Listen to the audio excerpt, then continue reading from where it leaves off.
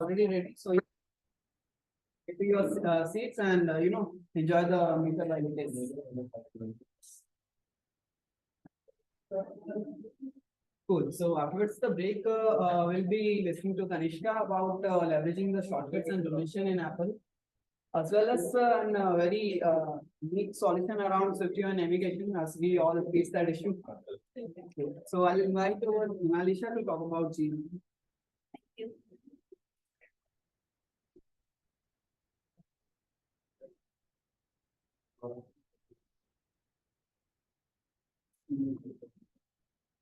So hi all, very good morning. So I'm Mona Lisa, head of the quality department in Get My Party, and I welcome you all on the behalf of Getting My Party. I'm very glad that we got this opportunity to host you guys over here today. So before I start, I would like to know that what you guys know about Get My Party. So any idea, any guesses as to this? Yeah, self-explanatory actually. Yeah, so Get My Party.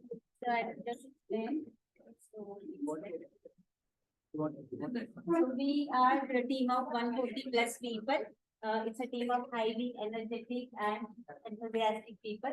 Most of the team members are young. If you see the average age of the team members, it's around 30 to 32. So that's why it's energetic and enthusiastic team. So Get My Parking was established in 2015 by our founders, Chirag Jain and Rasik Pansare. So Chirag Jain is a co-founder and CEO. He did his MBA from IIT Madras, and he was the founder of Disaster Management Committee. So before he started Get My Parking, he was working in Karwala for 2 years. So our co-founder and CMO is Rasik Pansare. He did his MBA from FMS Delhi.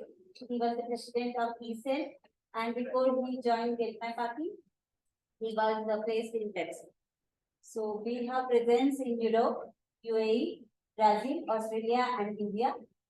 We have presence in 20 plus countries, 75 million transactions per year, 400 case spaces, 3,000 plus parking lots, and we have 18 plus white label. Yeah, so our mission is to digitize the parking industry globally.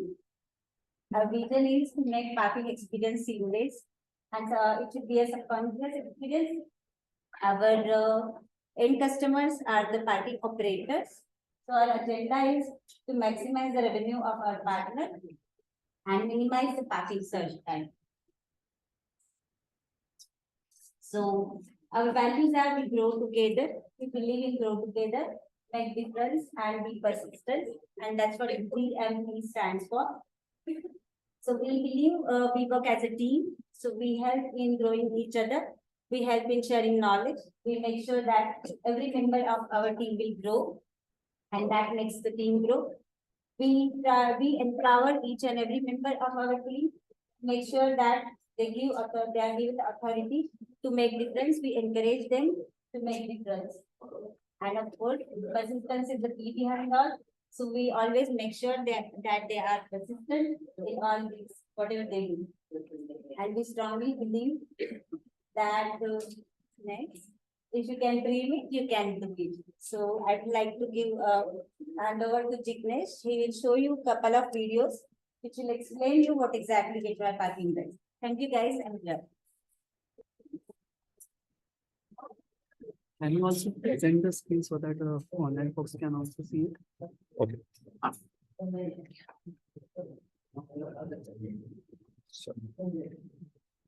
Zoom.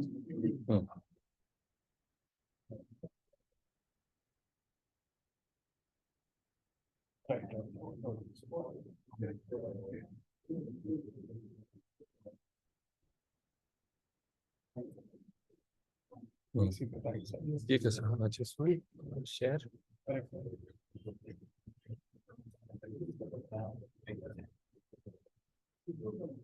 show system governance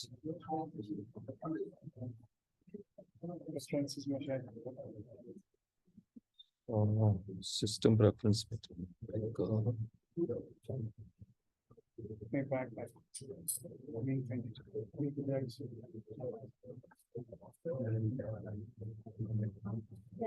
Getting Just click and check, let's see if it comes. security and policy. Absolutely. Nature, right side, lock full vision.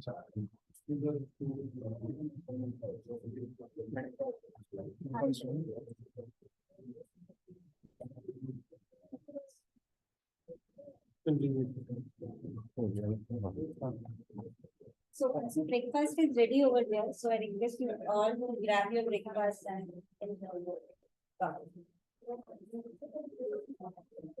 This is small.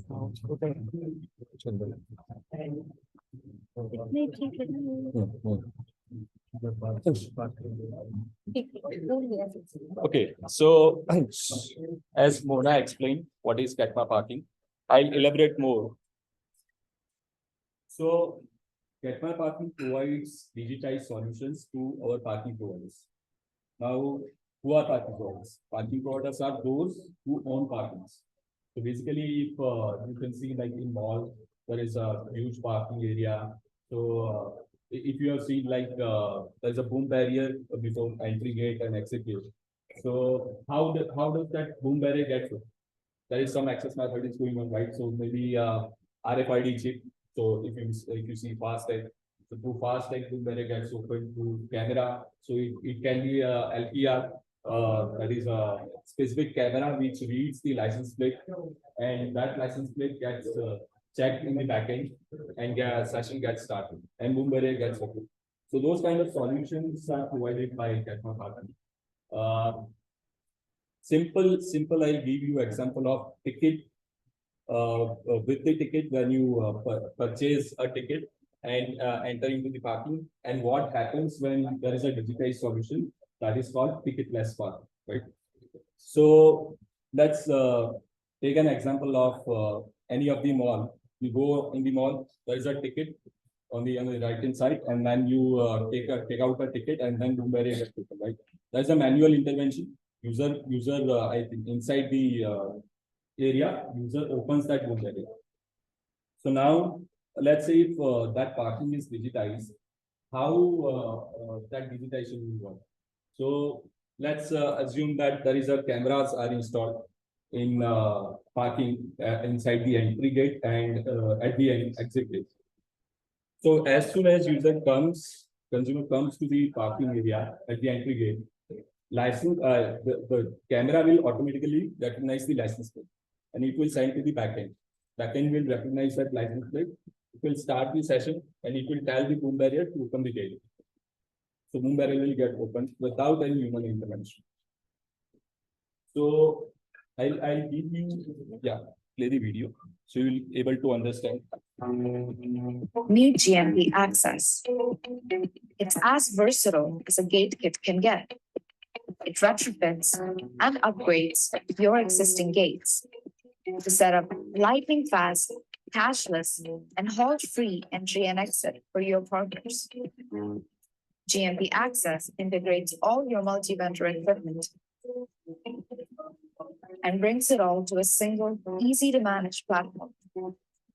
Keep an eye on everything that happens in your parking lot and get customized reports of all your data through the centralized admin dashboard that your customers pay touchlessly through your own custom branded parking app, or go appless with our browser-based QR solution. With our off-the-shelf plug-and-play components, you can go live in just a few hours. Set up flexible access across all your locations with universal digital credentials for your partners. Our team customizes the perfect solution for you and has your back around the clock with customer support. Future-proof your old investments and let your partners breeze through barriers. GMP Access.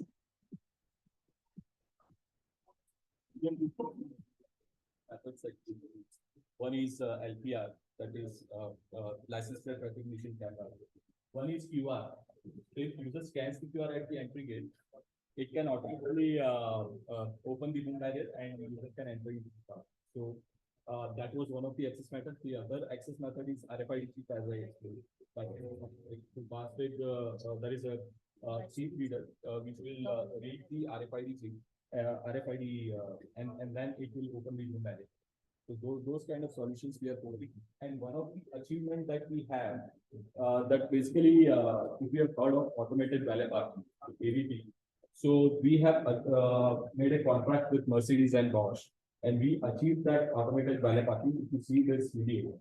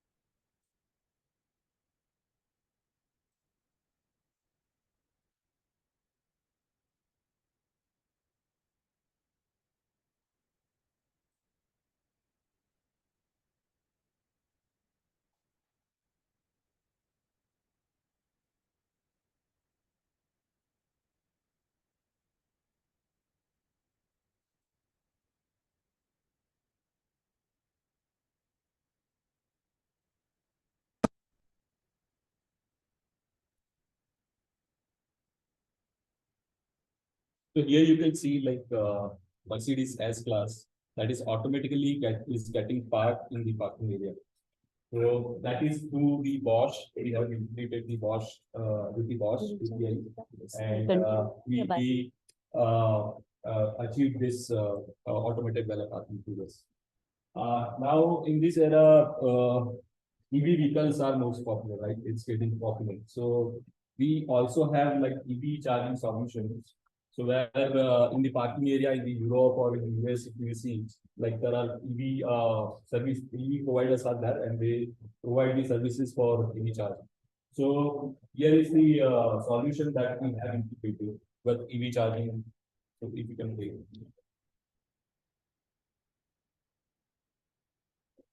It's a live solution.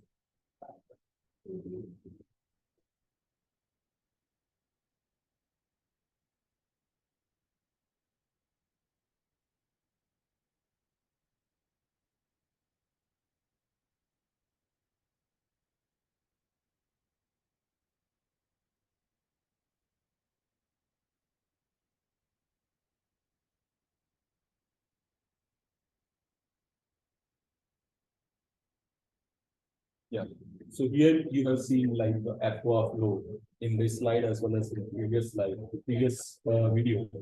So aqua flow is one of our parking programs in Europe, which is second largest in the world. So for them, we have provided solutions like providing applications, providing consumer solutions, other solutions like consumer support solutions, and many more things. So that's it now.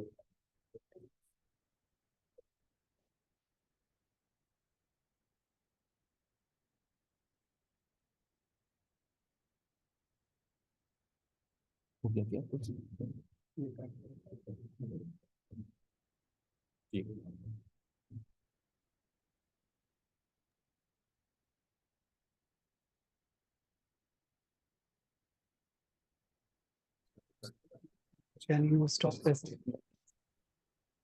Can you stop this? Leave the meeting. Thanks.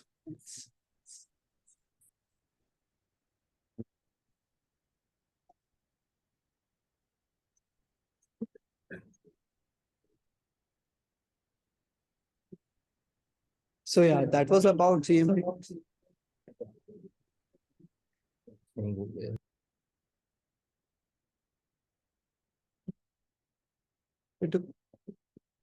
So we'll commence with the next session by Yasin.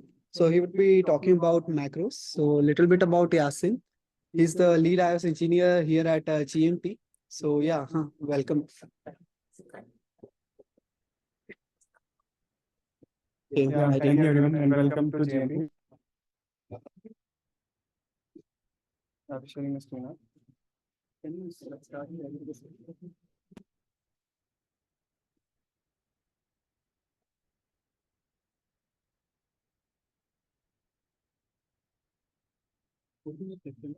I have already done that. It's visible now.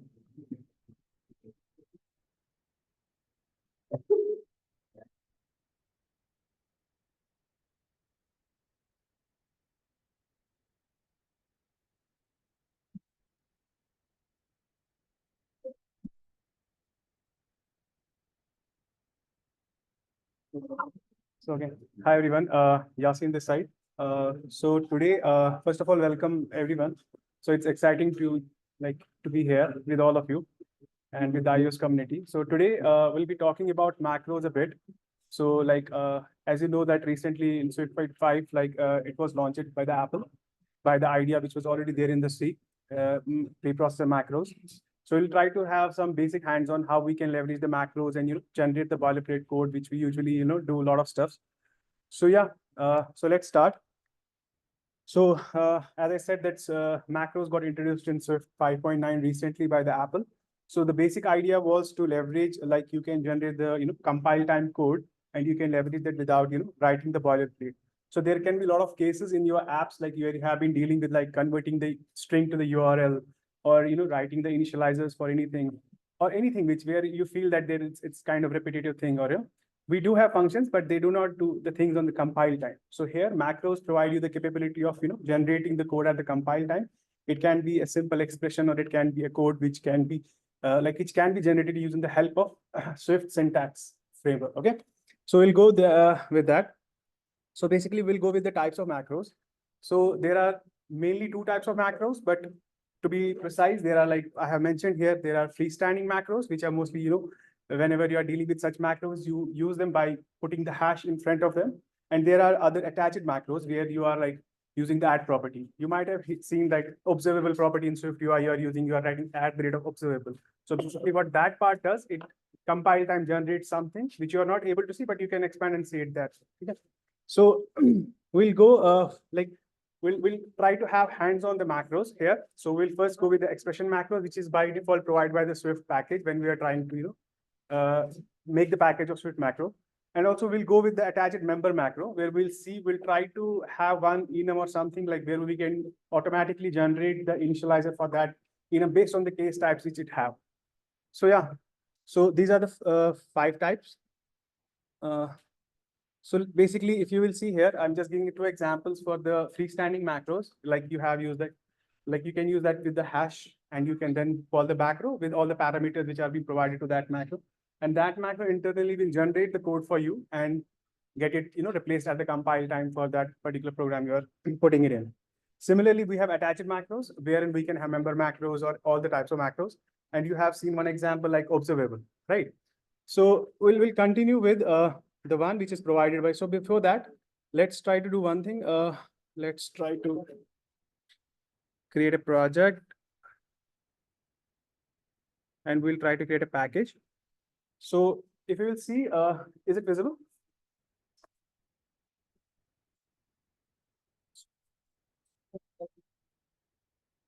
I guess it's not, right? So basically, we're trying to create one package, macro package. So if you can see this here, like I'll try to point over. You can see it's a macro package. We're trying to create one macro package here, and let's name it something called my macro, or let's name it.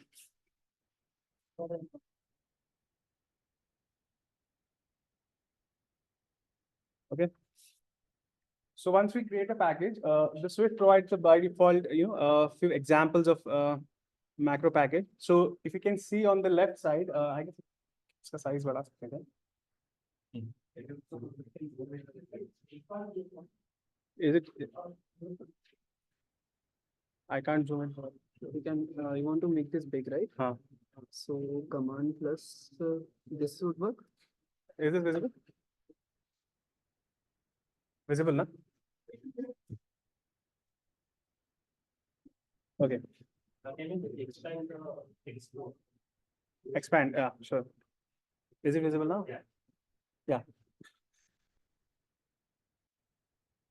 Okay. So once I created the macro package, you can see Swift provides by default the module here which contains source and all the folders. So I'll try to explain each of them. So first, if you will see this file, Swift Bangalore. So this is the macro expression which we are talking about. This is freestanding macro, wherein the Swift provides by itself, which is called stringify macro. So it's a generic type of macro which takes up a value and then converts that to tuple of with the argument we are passing in the string. So then we have the external macro. I will try to zoom in a bit more. Is it visible now? So when we define the external macro, we define it the syntax external macro. We provide the module name, which is Swift Bangalore macro. If you can see on the left hand side, here is the module. I'm just selecting. What happened? Okay. Inside that, there will be the definition of the macro. So if you will see this part, where we are mentioning the module, wherein the macro will be defined, we will contain the definition of the macro. And then we have the string of a macro, which is the macro name, which is like defined here. So if you will go here, so this is the one which is provided by the Swift itself, but we'll try hand on different type of macro after that. Let's just giving the example of what is being provided here. So if you'll see, this is the name of the string of a macro. So as I said, there are two types of macros, right? Expression and so we are here confirming to the expression macro.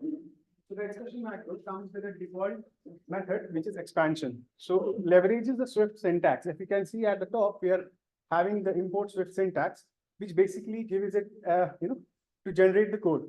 So right now, if we go with the string from macro, it generates an expression which is returned back at the compile time, the place where we are using it. So, so this function contains the arguments, like you can see here. So I will just try to first go to the slide. Give me a second. So yeah, so as I showed you while creating the macro package, we got the stringify macro. There we defined that it's a freestanding macro, expression type, and then we define the macro, the parameters taking, the output is given, and then we define that we will be having a definition of this macro under this module with the name of stringify macro. So when the below example I will define later on because we'll have hands on that one. So first on, we'll focus on the first one.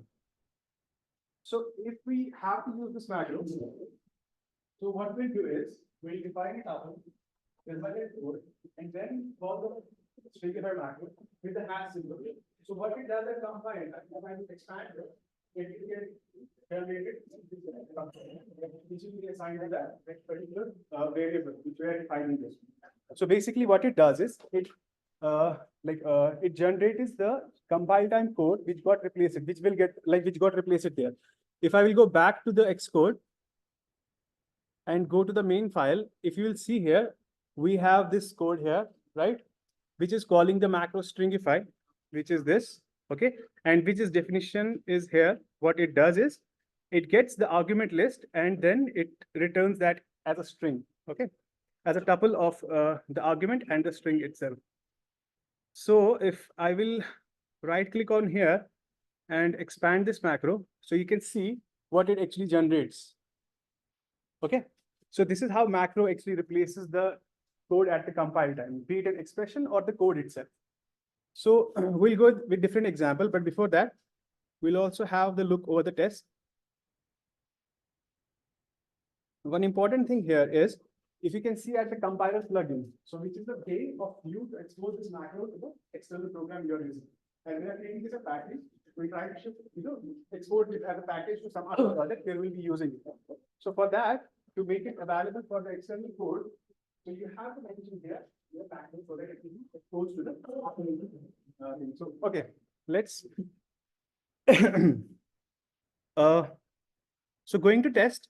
So like we have the normal test, assert test, right? So for macro also we have assertion test. You can see here.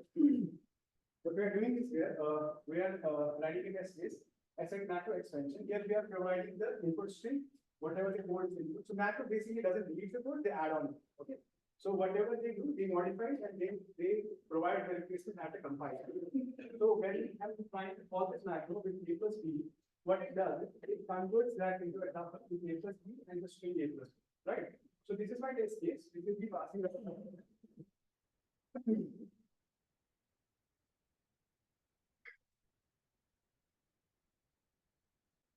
Just a second. I guess my watch is connected to this.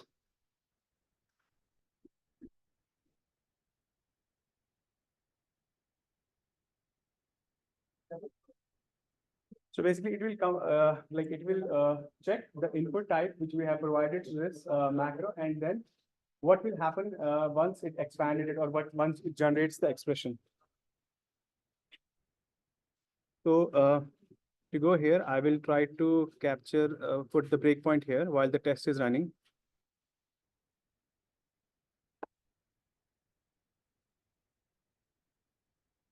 Okay, so once my test runs, so what happened is the macro expression function, like we are trying to expand whatever the macro does, it gets followed. So if you will see here, we have the parameters passed in like node and context. And if you will see on the line 20, what I'm doing is I'm trying to get the expression which is being provided to that macro. So let's go to the debugger and try to paste that argument. So you can see Swift syntax, whatever we pass to it. So you can see here, it comes in like here, different reference expression syntax, the A, which is the base name or identifier, which is provided in that. And then we have the other operator, which is in between them, and then the identifier, right? So we pass it into the macro. Now macro will do the work and it will convert it into the tuple. So once it does it, so that code gets replaced internally where we are calling that macro. So, so this is just an expression macro where we are returning just an expression which gets replaced on the compile time. So now we will have some hands-on one of the other type of macro. Let's say for that I have created one. Let's say just for an example, I have created an enum. Okay, let's say in the main. So basically, what I have done is I have created an enum of preferred beverages. There are certain types, all types. Then I have a subset for it, which is favorite, which contains few of things there, like herbal tea and green tea out of it.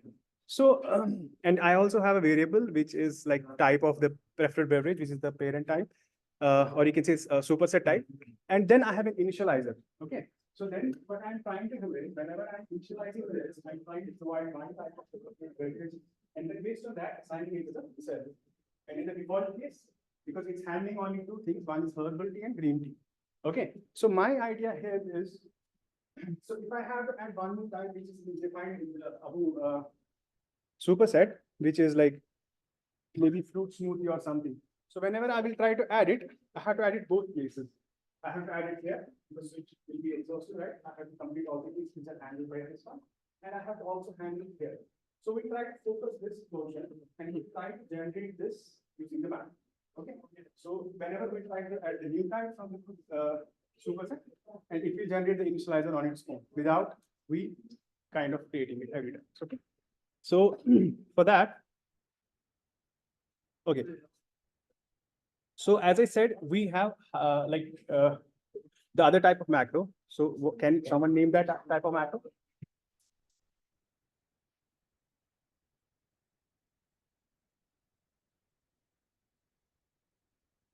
Anyone? So we define two types of macros here. One is freestanding, which I showed you, and it was being called by the hash, and the other one is attached macro. So which can be used on members, conformance to any protocol, anything. So we'll go with the attached one.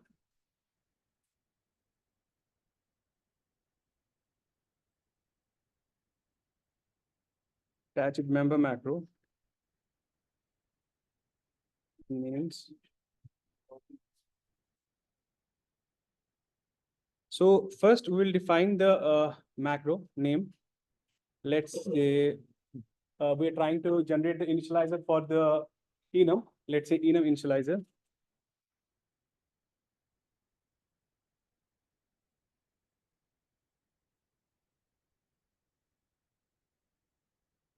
And let's for now.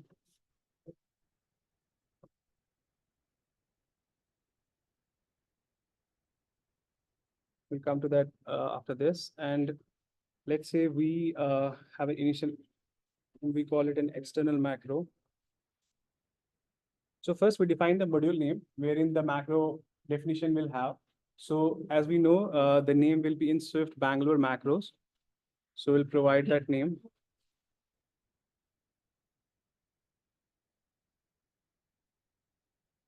We can copy it from here. And we'll also provide the name for the macro enumeration.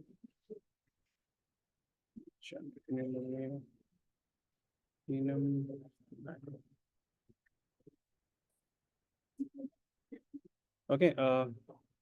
So yeah. So if we'll go back here and we'll try to see named in it. Okay. So if we will try to see the earlier one, it was this thing in my hand, right? I showed you how the Swift syntax is like whenever we are passing that Swift syntax here. Swift syntax generates all the code which we are providing to this, and then after that, whatever we are trying to do with that, we're trying to return it back from here to the place we are calling it. So okay, now we'll keep the initializer here. So once we have defined here,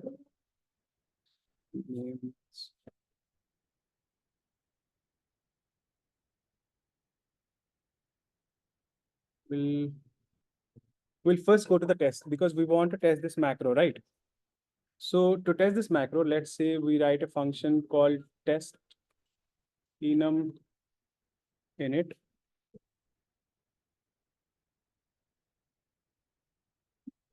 So as I said, we will have the assert macro expansion. So as you can see, assert macro expansion, it takes the original source. And once the macro is run, it generates the expanded source.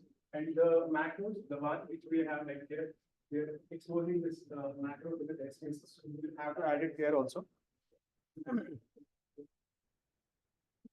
So enum initializer will be the name.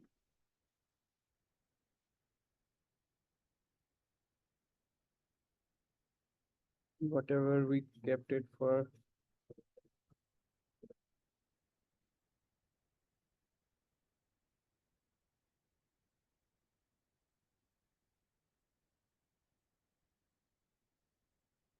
So we have not defined the macro yet, so we'll do it in a bit.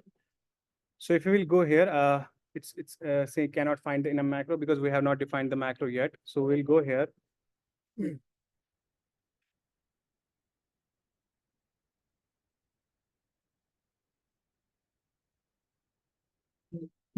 So we'll create the inner macro.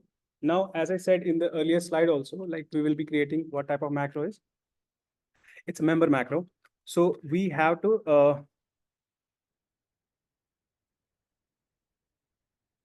okay. So we are confirming to the member macro. So once we confirm to that particular member macro, it tells us that you have to like use the function which is provided by the member macro, which is expand function, like in the string macro, string5 macro. So if I will click on this, so you can see now it has added the expansion function. So basically, this is the macro which will generate the code for us based on the logic we'll be writing. So for now, we'll be focusing on the initializer. So here you can see the parameters, all like you can see here also. So this type returns the expression syntax because it generates an expression then return back. Out of this, it generates the declaration syntax, the insert syntax. So for now, we will not give anything. So we return with an empty array because we'll first write the test case for it.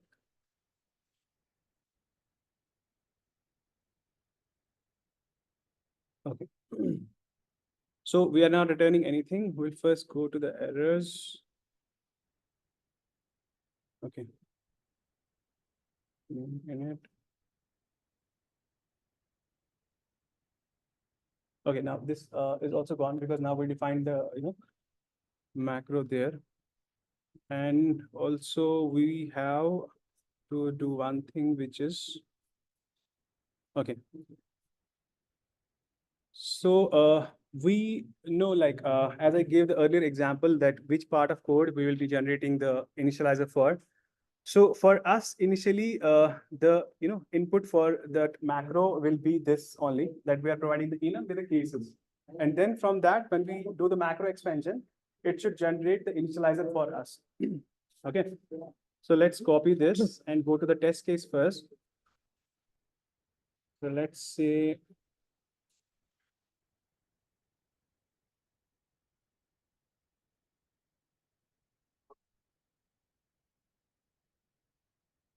so we'll be providing the enum.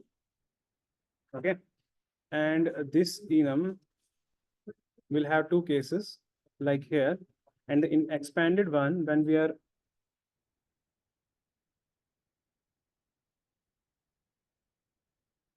that's one thing, let's put the hash here and hash here.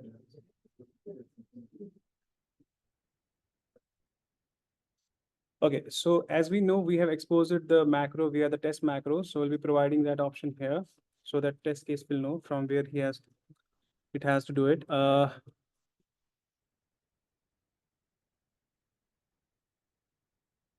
Yeah.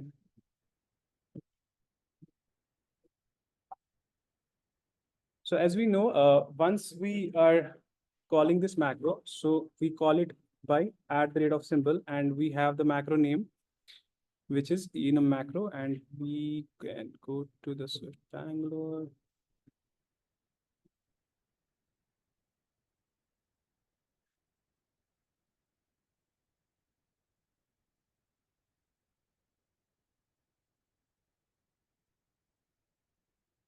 Yeah.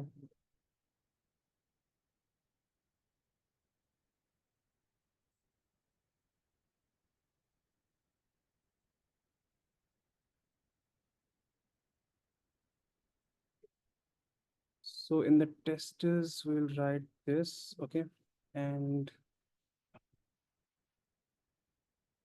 have the macro expansion. So right now, when it calls the macro, so we only have.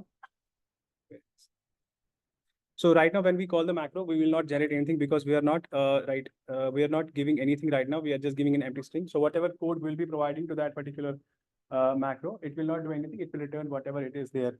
Okay. So I will try to copy this without the.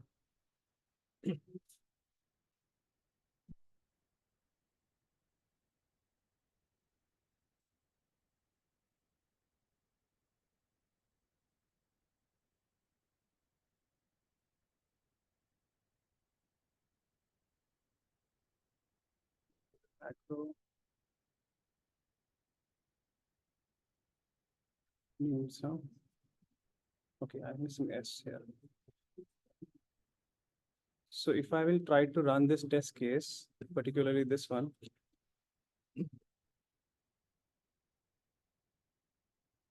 So you can see there might be some differences here and there. So you can see it's trying to compare the input and output, and it's saying there are some spaces in between, and we have to kind of figure that out. Initializer, favorite word. So it has generated this one, but there is some spacing in between, I guess.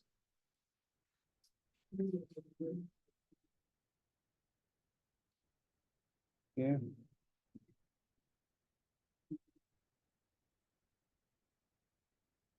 Again, failing.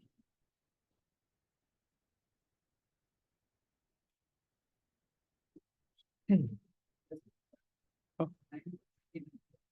29. I guess, yeah, this is a bit live here. This is still failing.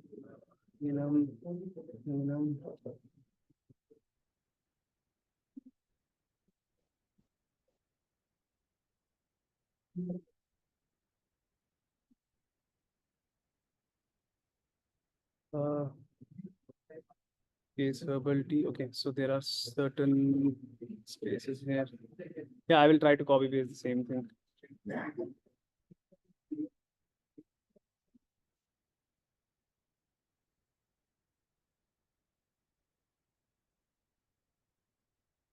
I'm trying to give the proper indentation.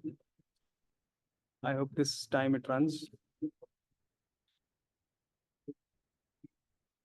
So there is some indentation problem here now at two places. This. So we will come to that. Like if there's an indentation problem here, that's fine. But the idea is we are providing the input code, and then we're comparing with that once the macro extension happens, compared with the output code. So for now, like let's put a breakpoint where we have the macro definition. So if we will again try to test it. Meanwhile, I have to explain you certain things like. Okay, so as you can see, when my test starts, it calls this function, and inside that function, have the given parameters which are being provided. So as I know, it leverages the Swift syntax. What with that, it breaks down all the code into particular components, and from that we can get all the things. So for this problem, what we'll require is. So for this one, what we have to do is we have to grab all the cases, right? We have to grab this case, and then from that we have to generate this code. So for doing that, leveraging the Swift syntax inside the macro definition. So we'll go inside the macro. Let me paste the code here so that I will try to make you understand this.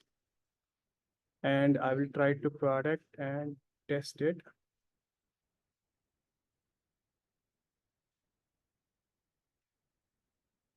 Okay, so what we try to do is whatever definition we're trying to cast it as definition syntax. And if it's not, like we can define the macro type. So if it's not, then we'll throw the error, which can be handled also. We can generate a compile and error message like you are trying to do something in current Swift, you are trying to do casting or something like that. So compile throw the error. So that handling can be done here because we are expecting this macro to be applied on that. Okay. So now if you will see this snippet. So in the enum declaration, if I try to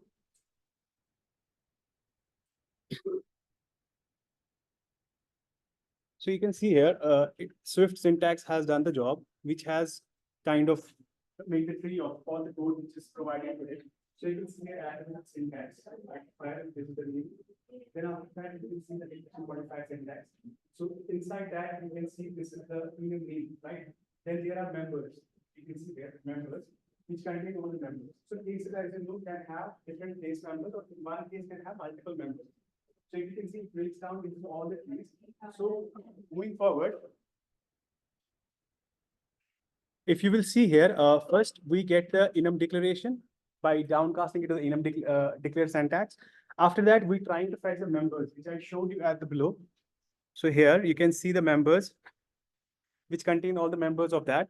Then once we get the members, we see the cases, because as I said, there can be more than one case for a particular scenario. So that's why we are doing the comparison. So if there are case A, B, C, D, it will get all the cases into that because we require all of them for the initialization. And lastly, we will get them into the elements array. So as you can see, it contains two values now. And those will be the type we provided when we are kind of, defining them here. So, okay. So now comes the part of our code generation, right? We got the code, what was provided at the compile time. Now we have to generate the code for us, which I was talking about, right? So for that, so we have to do let's say we have the initializer.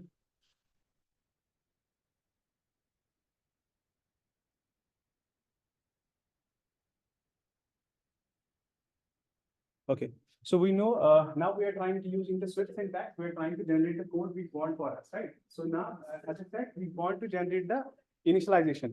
So if you can see the code here, yeah.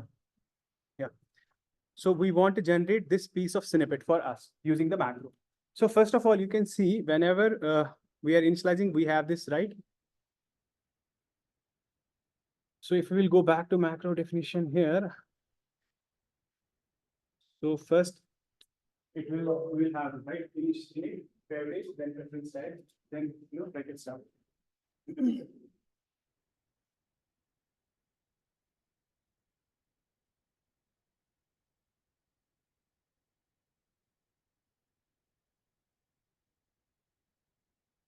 Okay, so once we define with that, so it now defines the initializer portion, which is the outer part of that code. Inside that, we will have the okay. Now we will have the switch, right? So we have to generate the switch syntax.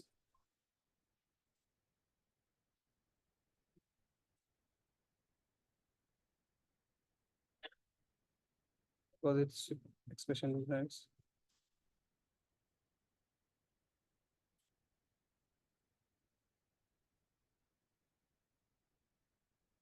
So if we'll go here, where is that? Main. So now we have to generate this switch, which is the outer part of this. Then we have to generate the cases. Okay. So if we'll go back.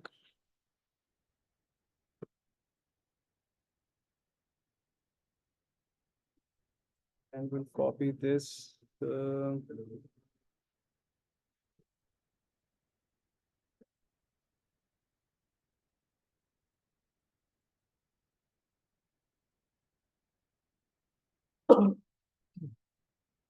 So it will like generate the switch, the syntax for the switch, like switch beverage.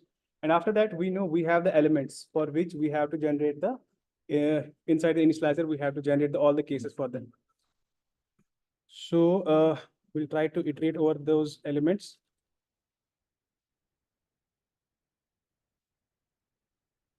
And for that, we'll try to switch case syntax.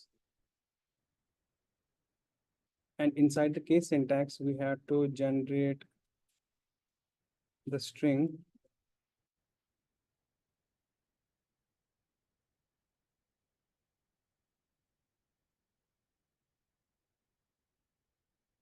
So if you will see the code here, we have first the case and the name of that case, and then assigning it to the self. So let's go back here. So we have case with colon. Sorry, yeah, case with dot, sorry. And then we have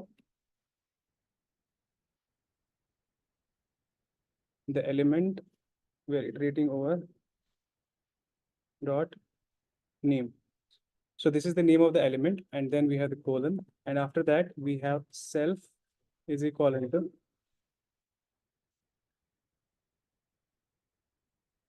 element dot name. So basically what we are doing here, first we define the initializer of the code, then the certain based on the beverage, and then we are trying to iterate over all the cases we have got from the here, and then we are trying to make the cases. Okay. So one more thing, once the for loop completes, we also have one more case, which is the default case, right? If you can see at the bottom, we have default also. To handle that also, we'll go back. And once the loop completes, we'll here again have the switch case syntax, and it will have now single one, which will be default case, and it will be returning nil. As you can see here, return nil.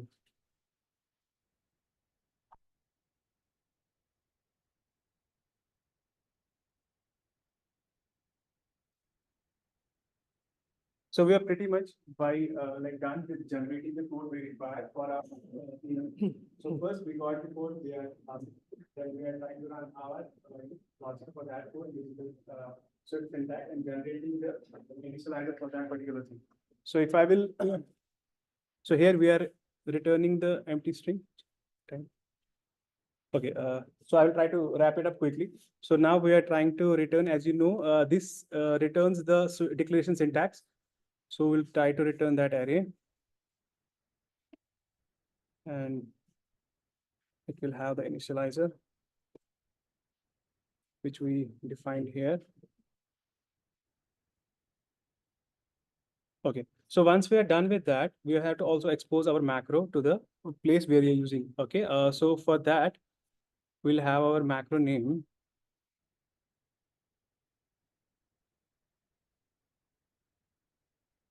Okay, so I guess we're done with the creation of that macro. So to use that, let's say we wanted to use over here. Okay, so let's say we call it enum initializer. So that's it, because I have defined the macro inside. And now if I will try to expand it, so you can see whatever I have written, if you can see this is replica of this, right? So this is what I wrote earlier, right? Now, if I can remove this code, I don't require it, because now I'm having the macro, which I defined at the top, which is the enum initializer, right? Using this at the compile time, it generates all the cases for this. So let's say you can see if I will remove this code. So I still have the initializer which is generated by that macro. So at compile time, I got the initializer, so I don't have to worry about the initializer for this enum now. So if I will try to add one more case, let's say root smoothie for that. Okay, so here you can see I can also, like, as time don't allow, otherwise we could have make a macro for this also, this property also, but this is fine. We will try to wrap it up here only.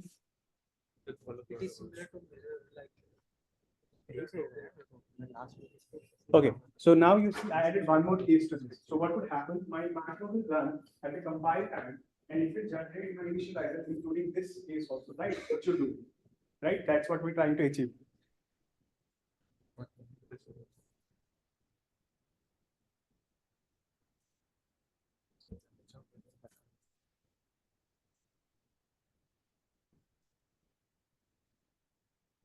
There's some issue.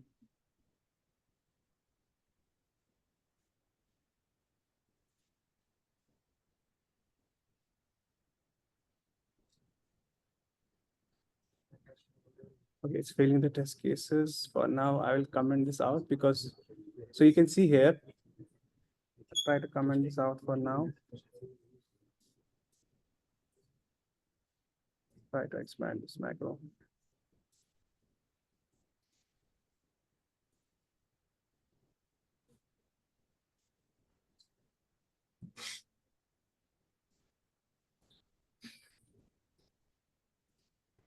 So for some reason, it's not expanding, but the idea is, you got my idea, like we have expanded this, it has the initializer with all the types, and then initialize the ways we are trying to do. So basically using macros, you can generate the code on the, expressions, code, whatever you feel, like you can have the combination of them. And there are certain other things I want to just add up. So I'm just finishing up 2 more minutes. So you can also add, compile time error handling whenever you, like I was trying to downcast it to the enum declaration. If it could have failed, then we could have thrown error here, right? So which could have told user at the place where he's trying to implement it that you can't apply to this, to the struct, you can't apply to this something, right? So using that, this is the way we can generate the code using the macros. So yeah, any questions or anything, so we can. Which one?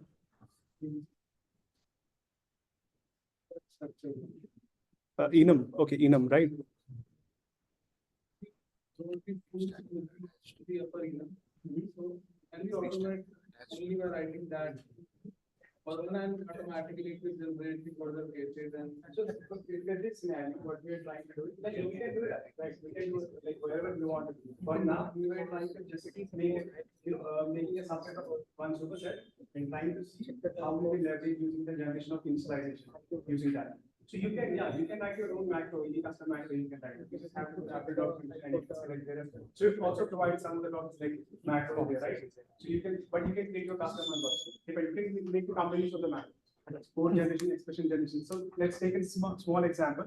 Like we all deal with the date formatter, right? So whenever we try to, so what we do is we call that function, whatever it is, right? So we call it every time and then get the generation. But here, if you have a macro for that, we just write that macro.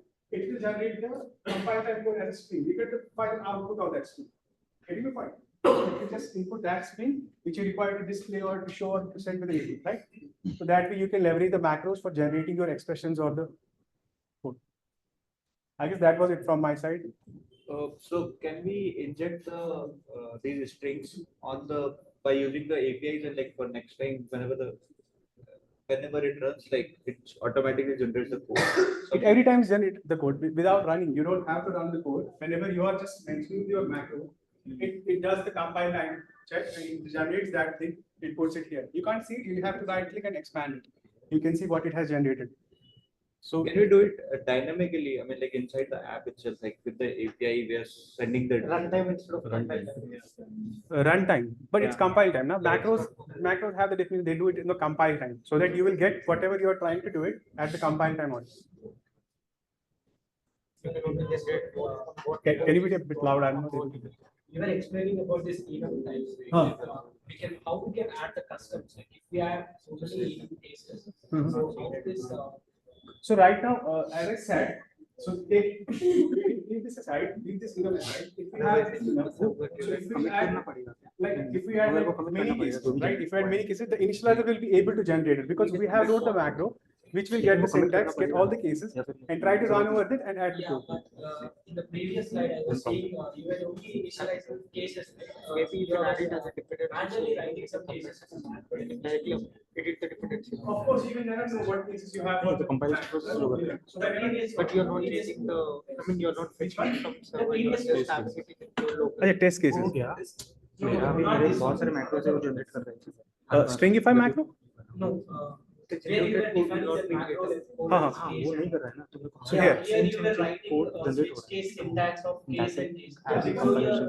Because so we can declare I want to generate the initializer, right? You can also generate the computer properties or anything you want to generate, depending upon your requirement. So right now, my requirement was to generate the initializer for this particular enum.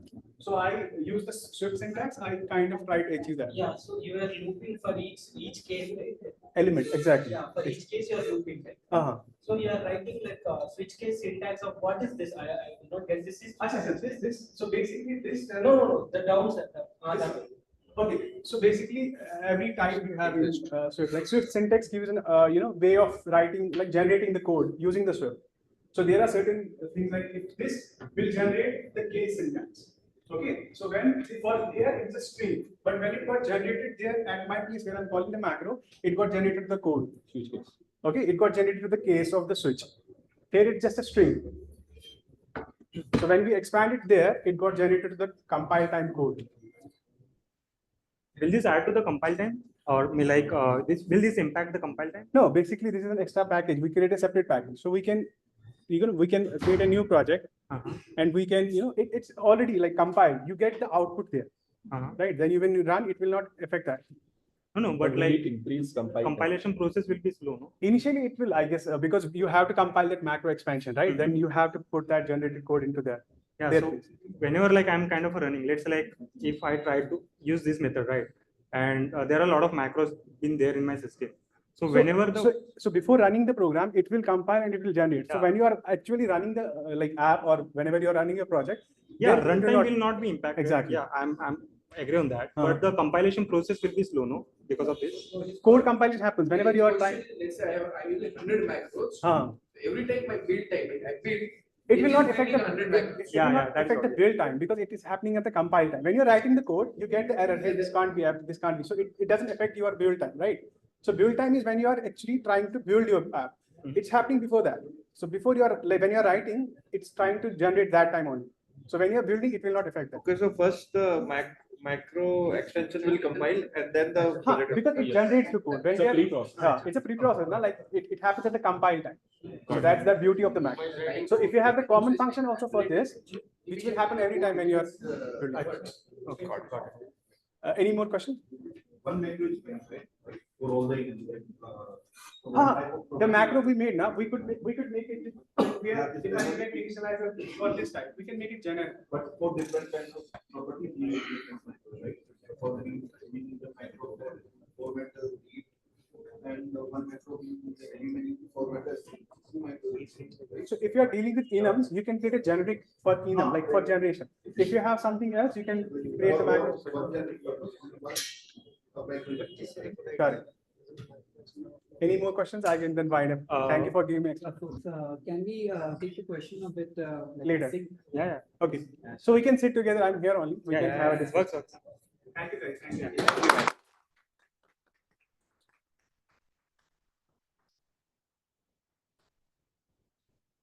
you. One last question. I think it's not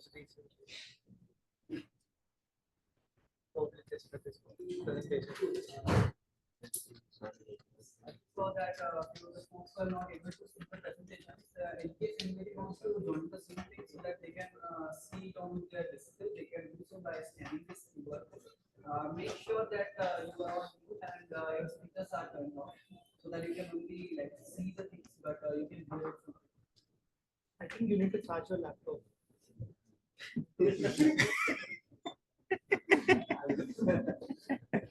With that, I'll invite Ignis to talk about the live activities. It's a hot topic and yeah.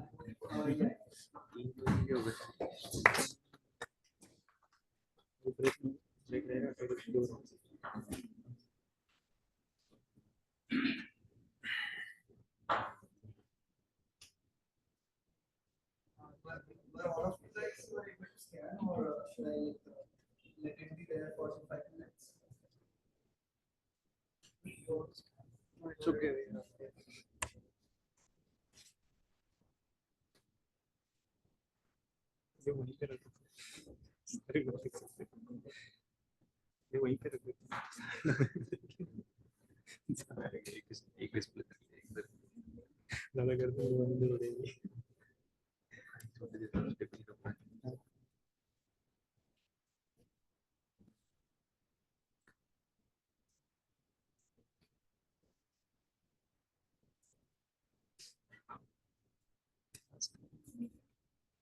Recording in progress.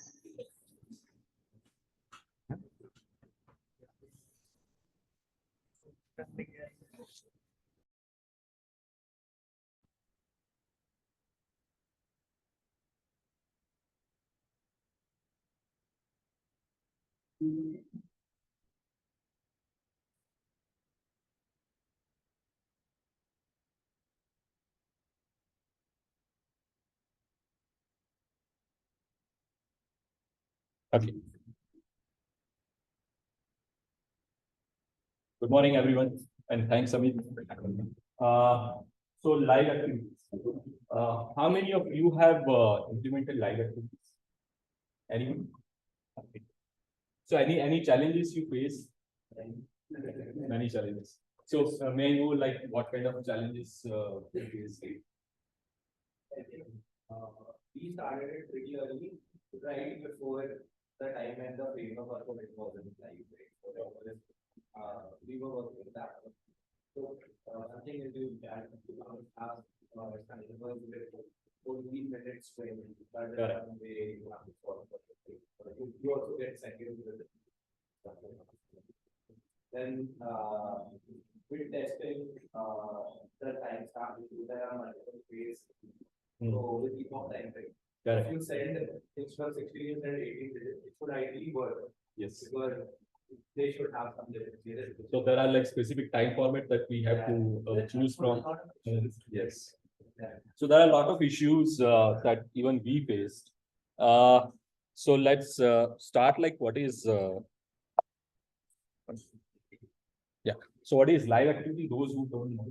So live activity is the one like we can define the user experience. Like we can improvise user experience by giving a way to show users that what is happening in real time. Okay, so for example, let's say you are watching cricket match and you want to see score, right? So you can see over here without opening the app. So so these are this is like kind of UI that you can make for live activity. So before this implementation, why we as a Gatma partner did live activity?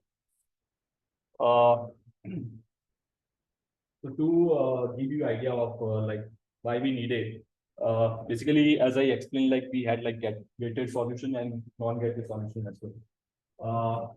So user can start session from the application and can end session from the application. Now, those who have implemented, I'm sure that whether it will require APNS or not, so you can guide me. If I start the session from the app, if I update the session from the app, and if I end the session from the app, do I require activity push notification?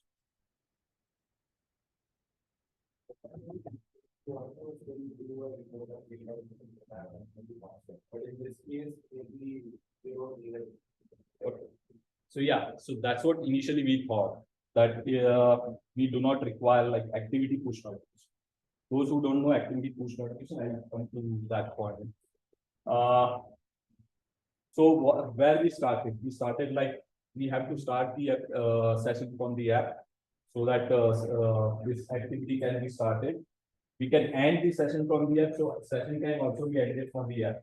I mean, activity can also be ended from the code itself. So let's go by one, like what is the implementation of live activity. So before that, you should have like activity kit, and let me go through. Like if you have seen in this video, 1 minute. So if you have seen like this design we have made for activity. Now the first issue was this progress bar. How we can show like customized progress bar. So I think those who have implemented those know that we cannot do a customized progress bar without the use of activity push notification. Otherwise, this is a simple progress bar that can be done without activity push notification. Now, let's discuss those challenges later on. But let's first of all implement in the app. So we should use get, and there's a get configuration. So here you can see this is like a sample example. I'll show you what we have designed for this thing. So let me go to Xcode.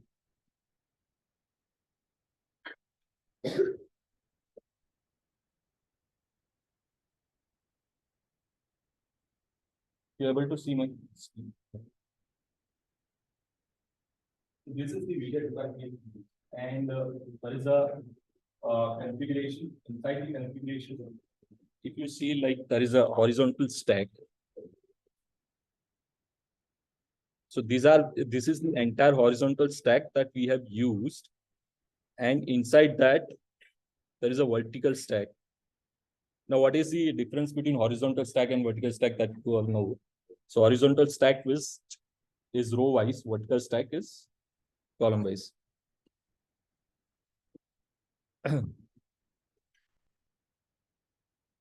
So this is like in vertical stack. If you are seeing like this, let me.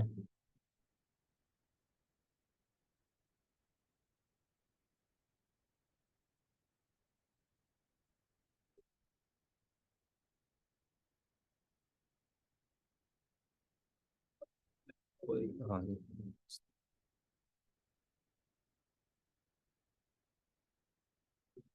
minute, I'm not able to show you properly. Let me open that.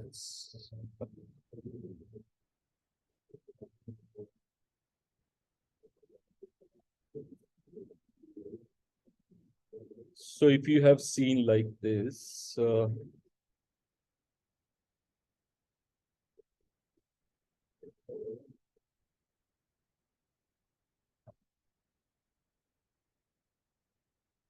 in the vertical stack, there is a logo and we have used the name of the tenant, that is this one. So there are 2 columns we can assume, right? Then after that, we have, this was the vertical stack. Sorry. So this was the horizontal stack, which we were using image and tenant name. Then there was another vertical stack. Inside that, there was another horizontal stack where we use this car image, and this is the how much time left, and user can exit by this much. So this is a predefined for live activity is used for if you know that predefined time. For that purpose, we can use. So now the issue is that how this whatever it is mentioned over here as a value, how we can change frequently. So any idea like how we can change this? So for that purpose, we have like this is the attribute. So inside that attribute, you can define that state, right? So time in seconds, subtitle, line, start date.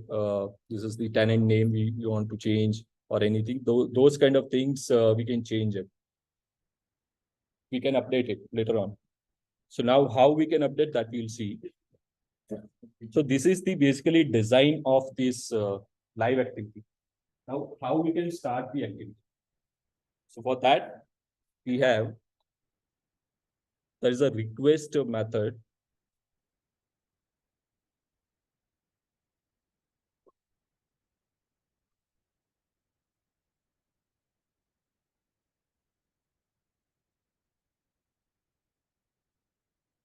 So if you see, there is a start activity method we have used, and inside that there is a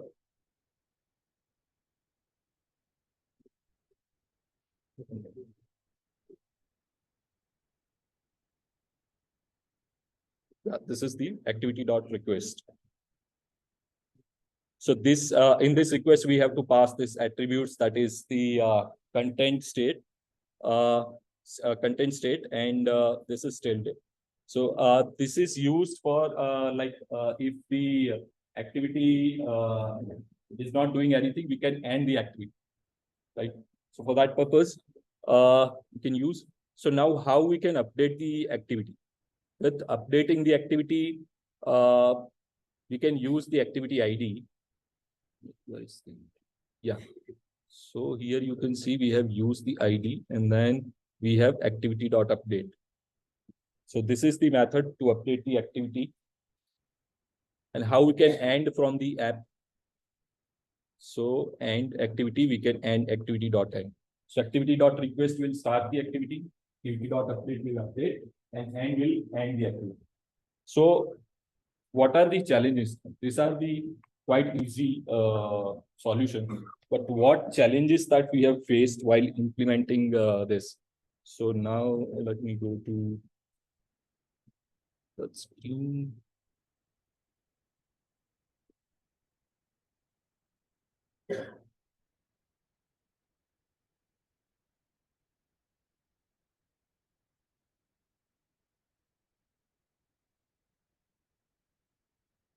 So this was the another one.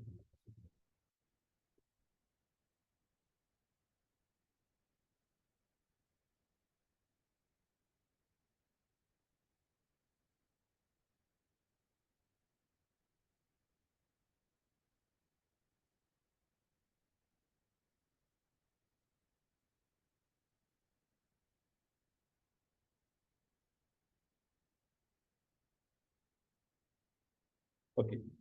So now what are the challenges that we face? Like moving of a car item.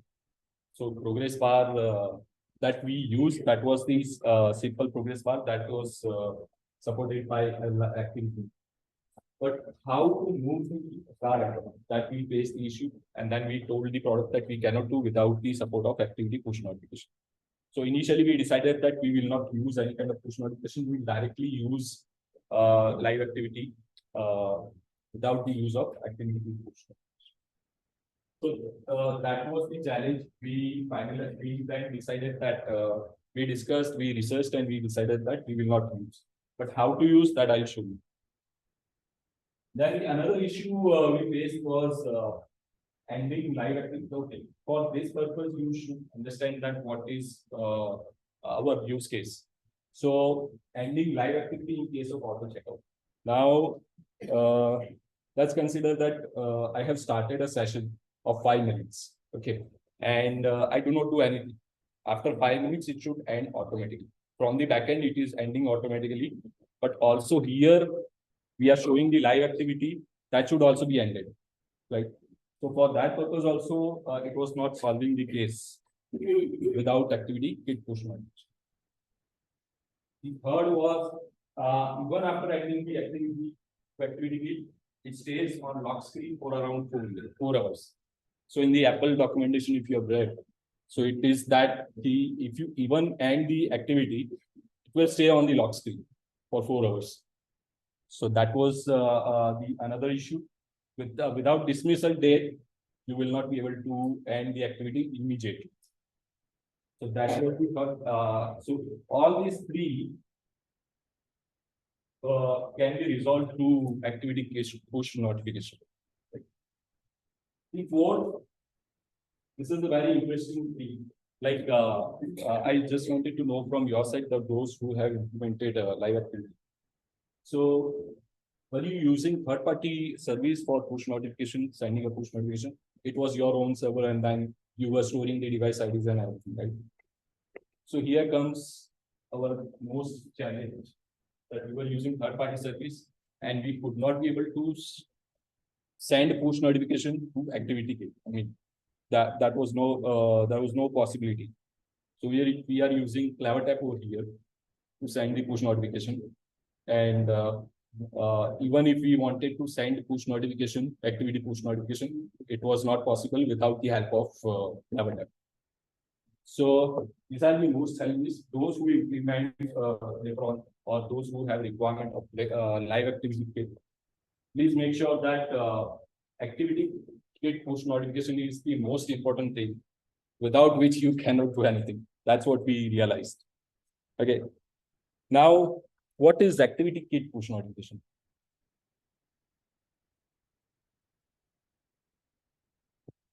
So it's like simple APMs, but with some additional headers and additional body inside that. So if you see like push type should be live activity, right? And I'll come to priority, but then how to define that live activity, whether we want to start, update, or end. So this is basically event. Event defines that whether we want to start, update, or end. Now, the question is that it will update, right? So it will update this content state. If you are seeing like this, these are the content state, we have to define in that attributes, right? We saw that. So those attributes can be changed. So those, let's say, for example, like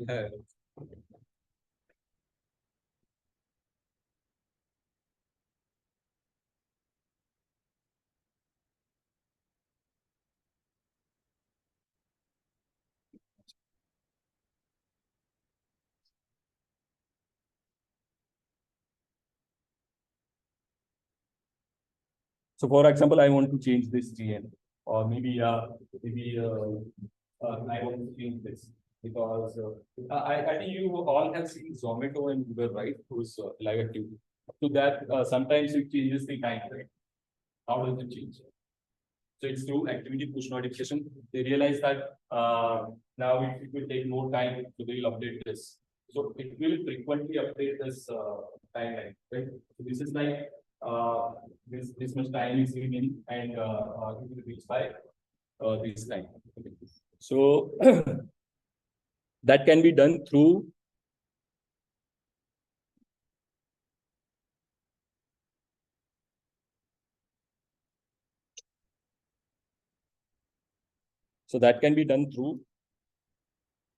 this update push notification. Sorry, it's taking time. My laptop is hanging. Okay. So these are the country states that we discussed that in the design, whatever state you want to update, those can be mentioned here. Now we were discussing about this priority. What does priority mean? Priority 10, here it's defined priority 10. Priority 10 means that it will highly update the this live activity immediately, right? There is also another like 5. 5 will take the lower priority, so it will not update immediately. Even if you want to make sure that your live activity should update more frequently, you should define in the info.plist that there is a I forgot the sorry. Yeah, allow frequent updates. You need to change that. So that is the thing.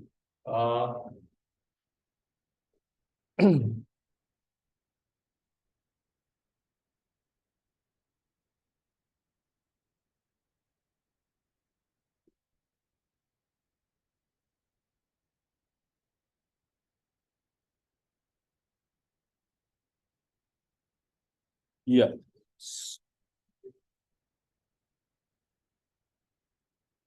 Okay. So this was about like live activity. Any questions still now? Who update? Are we?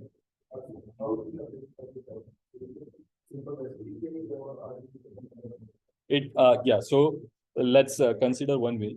So if you start the session, so for our case, if you start the session, we send the push notification. Along with push notification, it will also send its live activity to start the live activity. Okay, it will start.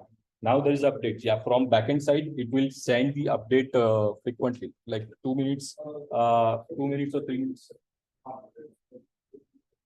Yes, yes, yes.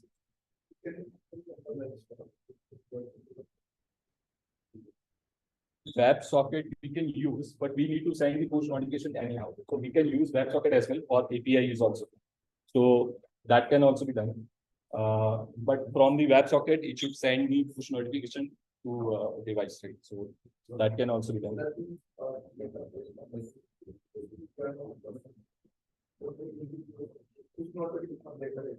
Yes, push notification is used to just to update the data through this update event. If it is update event,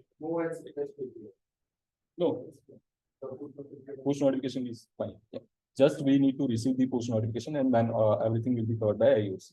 So even we mentioned like even if you end the activity from the code, it won't end the activity because it will stay over like 4 hours.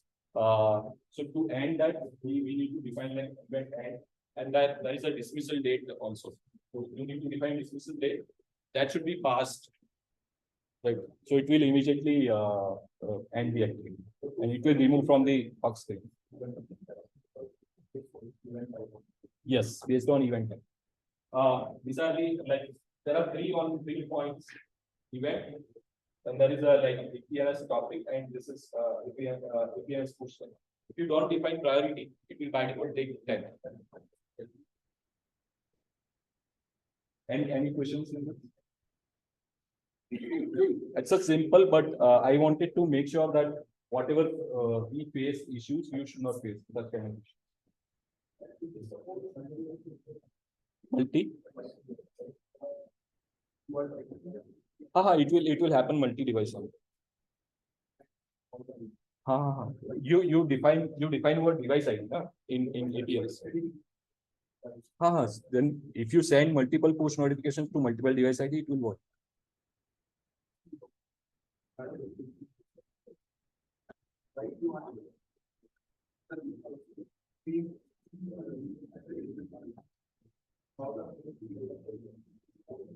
See, device IDs, like for example, let's say you have stored my user ID, right? So in my user ID, there are multiple devices.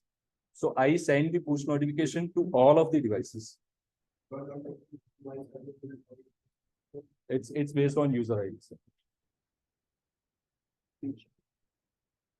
Okay, so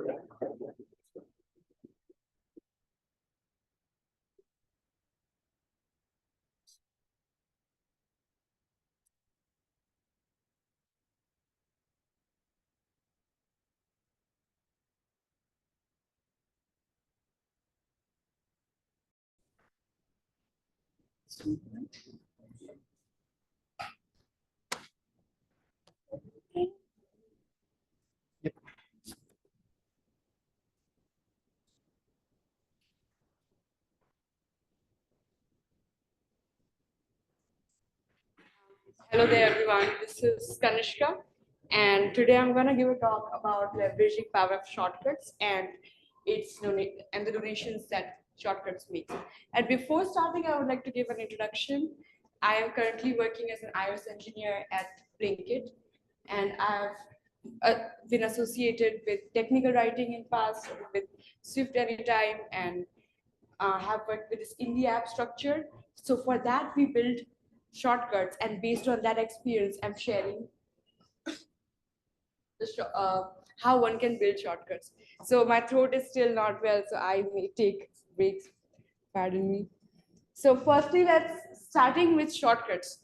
What are shortcuts? So starting from basics, this is an app which is native for Mac, iPad, iPhone, and you can take a bunch of actions, you can club them, and you can perform them together. So every app would have certain action.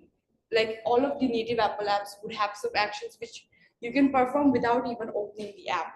So this helps you automate things. So you can either perform one action, or you can club the action, use the result of one action as input of another, and perform a lot of things together. And this is very powerful when it comes to automation and clubbing things together, and like it reduces the tedious process of getting all the details. So there is also, if in the same app, if you open the second tab of automations, there is also this feature where you can trigger an action at a given trigger point. Like it could be a time, like this is an example of when I leave, like this was supposed to be my workplace. So as soon as I leave, request a ride. So there I have used the Uber ride. Or when the alarm goes off, play a recording or play a song. So you feel motivated in the morning. So along like shortcuts itself is very powerful, and with automations, you can perform that at a given certain action, or when you leave a location, or when certain alarm goes off, or when certain call comes or message from certain person comes. So yeah, I mean, shortcuts together are very powerful. And let's see more. Not only, it's not just limited to the shortcuts app. Now you would think it's only a power user feature, because every time, I mean, not a lot of people are aware about it, not a lot of users are educated about it. But even though you think this is only going to be a power user feature, it is also suggested at notification bar, or the spotlight, and Siri, and like when you, if your app is a shortcut and you search it up, it will show all the details. Like Shazam is the perfect example of how they leverage shortcuts. Search Shazam and you get the shortcut, and just by clicking on this, I can recognize the music without even opening the app. We're going to explore more about how that works later. And these are shortcuts too, like these open deep links to the app. So not only is it a power user feature, but it also helps you give visibility throughout the OS. And this will also give you more visibility through Siri. So if someone searches, now like if I can see recognize music, it will automatically enable this shortcut. So these are the benefits of shortcuts. Oops. So these are some existing shortcuts, like not a lot of apps have shortcuts, but the few which are like Uber has a request ride. They take the core ability of your app and they convert it to a shortcut, so it's easy to automate. Like Uber has request ride. I was surprised that even Rapido has home to work and work to home, which is hard coded to whatever location you picked in the app. WhatsApp has a lot of shortcuts regarding, and these are dynamic. These are not just static. So it sees your recent, the recent people it accepts. So your pin, like this is my pin user. So you can call them, and these are dynamic. They use images as the shortcut icon, and of course there are normal automations you can perform. So it's not like not all the apps have it. Few apps do have it, and they put their core functionality on the shortcut.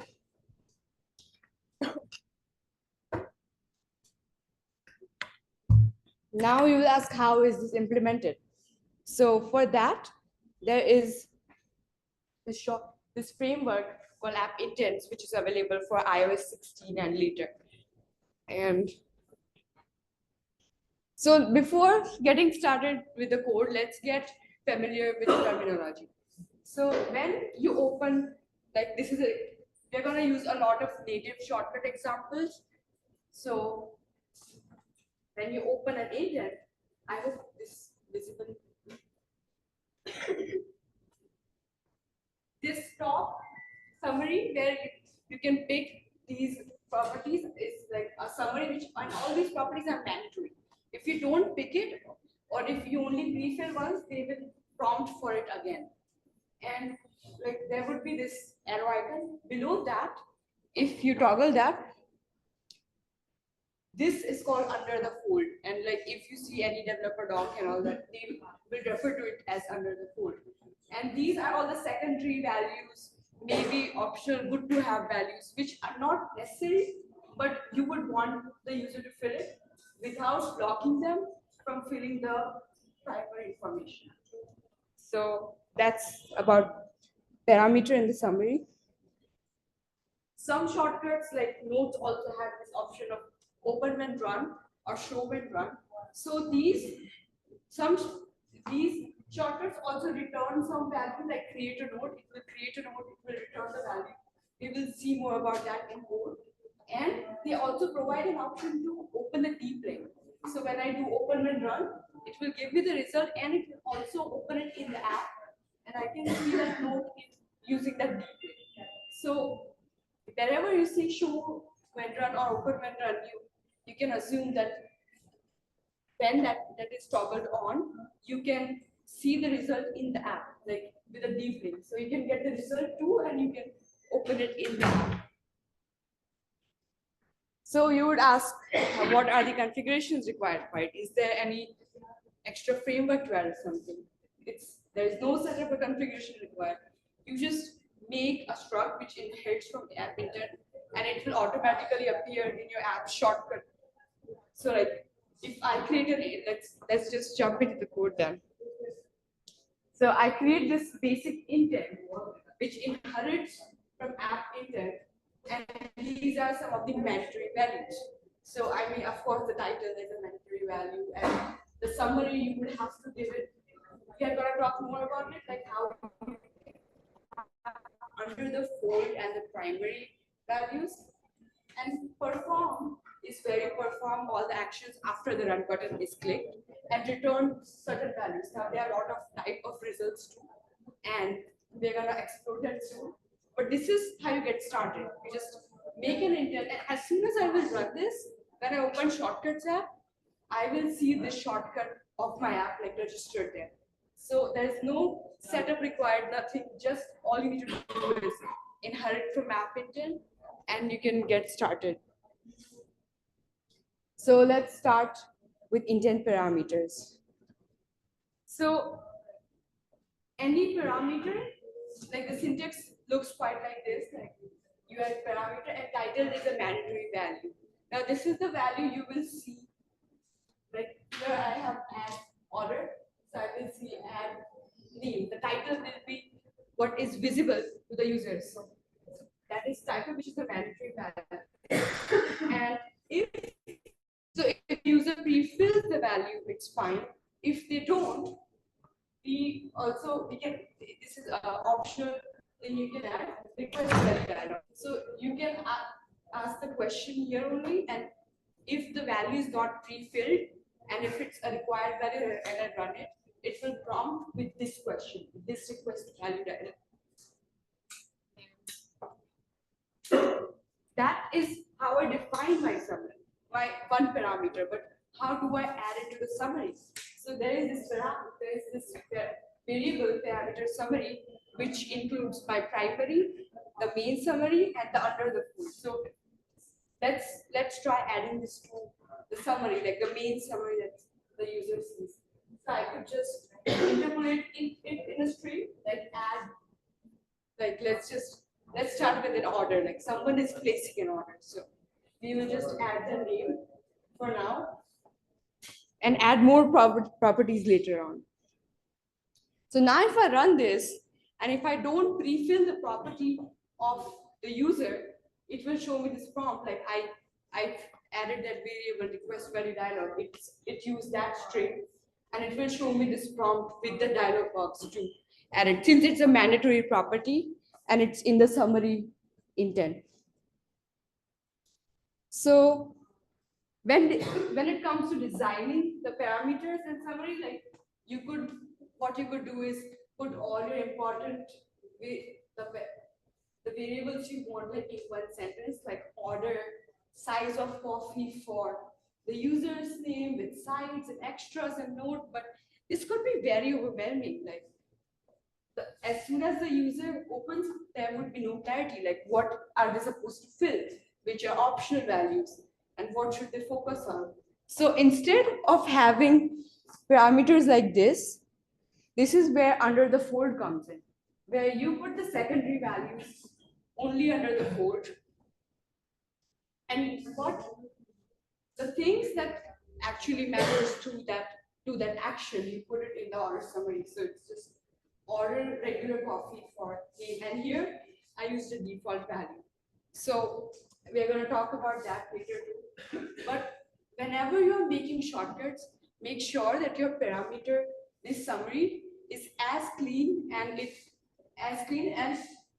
clear as possible. Like you would want that the user is not confused when they open that. They should only have the required properties. And all the optional properties, you could put it under the fold. This would overall looks much cleaner than what we saw here. It's less overwhelming too. So you would ask, how can you put properties under the fold? So you see the same parameter, this variable parameter summary. After you define all the properties used, like order, copy, size for the user, you put all the extra properties here under the fold, like in this block of code. And this is suitable for optional, good to have extra properties, and you shouldn't be keeping that in the summary. Also, this is where you would want to use your analytics for seeing the default behavior. So right now we saw I did order regular coffee for some user. So if I have the analytics and I see that most people just order regular coffee, why not reduce the decision fatigue for the user and just put a regular coffee as the default value? So the person won't be overwhelmed, and since regular coffee is most ordered, it's pre-selected and the user just has to select two values now, the coffee type and the coffee name. So this is where you can use your analytics to pre-fill the values and see like if there is something value which is used a lot, just use it as a default value and reduce the decision fatigue for the user. So they just have to fill the important information.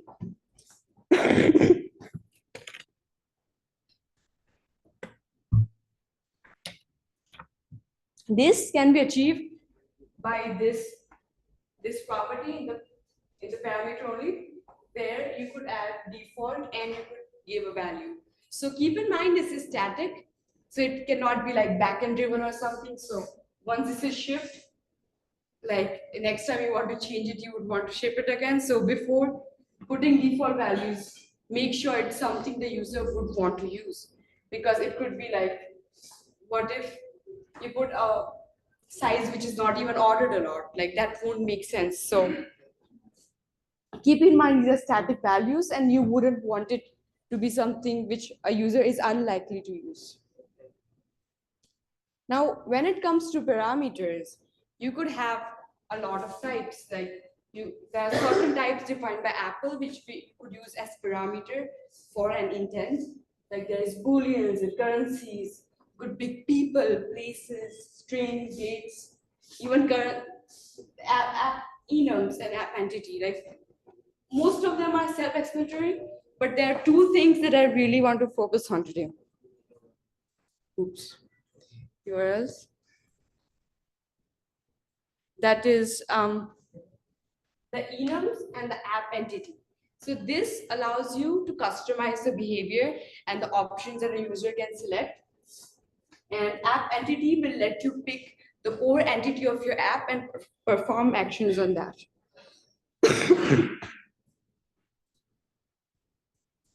Let's start with an app enum. App enum is like a normal enum, but for the intent, the shortcuts context. So let's define a normal app enum. We will confirm it to string. We'll continue for the same topic, the coffee ordering. We would want to provide coffee sizes to the users. So let's just define regular, medium, large. And these are the two variables required for conforming to the app enum protocol. So coffee size is something that the user will see as a parameter name entered, and these are the titles respective to the enum type that the user will see. So if I make this a parameter, it would look quite like this. So as soon as you run, people will get this option, they can select it, and then you can use it for placing the order. So these are app enums. Next is app entities. So this app enums were just these one value, like you could conform it to a string or an int, and you can just store one value. But what if there is this entity in your app which has a lot of properties and you want to play around with that? That is where app entity comes in. So you can think of this as, like, let's take an example, notes app. Note is the core entity. You create, edit, update the notes. Same for reminders. A reminder is the core entity. So if you open reminder shortcut, most of the shortcuts will be related to like a reminder, like performing operations over a reminder. Same for notes, like they are performing operations on that certain the core entity of the app.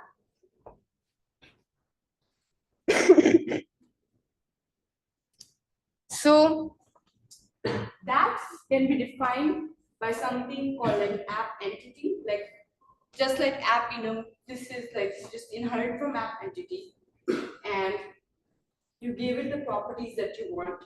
Continuing to our example, let's give a price and the coffee size.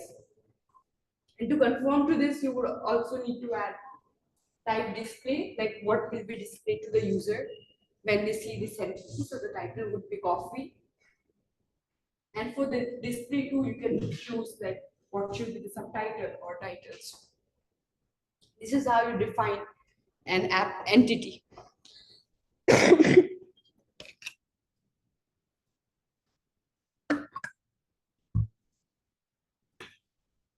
Here, observe something, that there is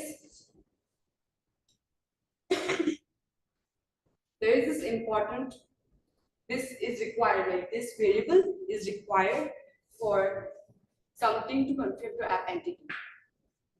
And that is like another world in itself. Like you can have an entity query, which will have sorting, filtering, suggested entities, and these all are required methods. So this, when you make any app entity, you would also have to make the query of it, which is basically sorting, filtering, and performing all the operations on it. But that's a very deep thing to explain. So for now, we are skipping it. That's topic for another day.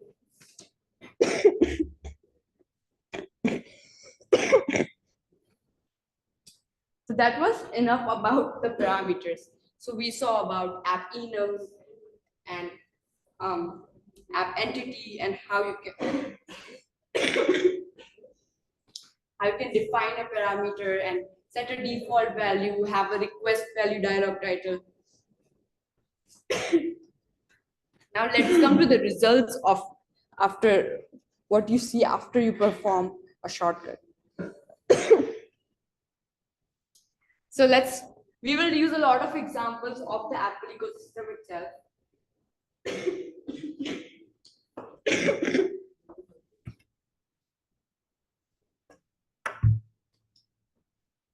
If you check the Photos app, if you get there is a shortcut called get the latest photo. If you run that, it will give you X number of photos that you want to see that you had recently.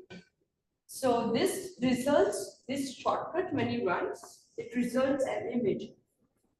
So let's see how you can return any type of result when you run a shortcut.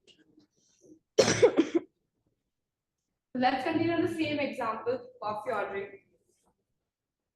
These are parameters. In the perform method, there is this return type. Now this is where we define all our return types. So right now, just for sake of simplicity, let's say I will return I will process all the parameters and generate a string and return it here. Your order for this will be ready in some minutes. Let's say I performed all that action here and I want to return string as a result. So I would just say some intent result and then I will pick returns value and whatever. This is the thing I want to return, the data type.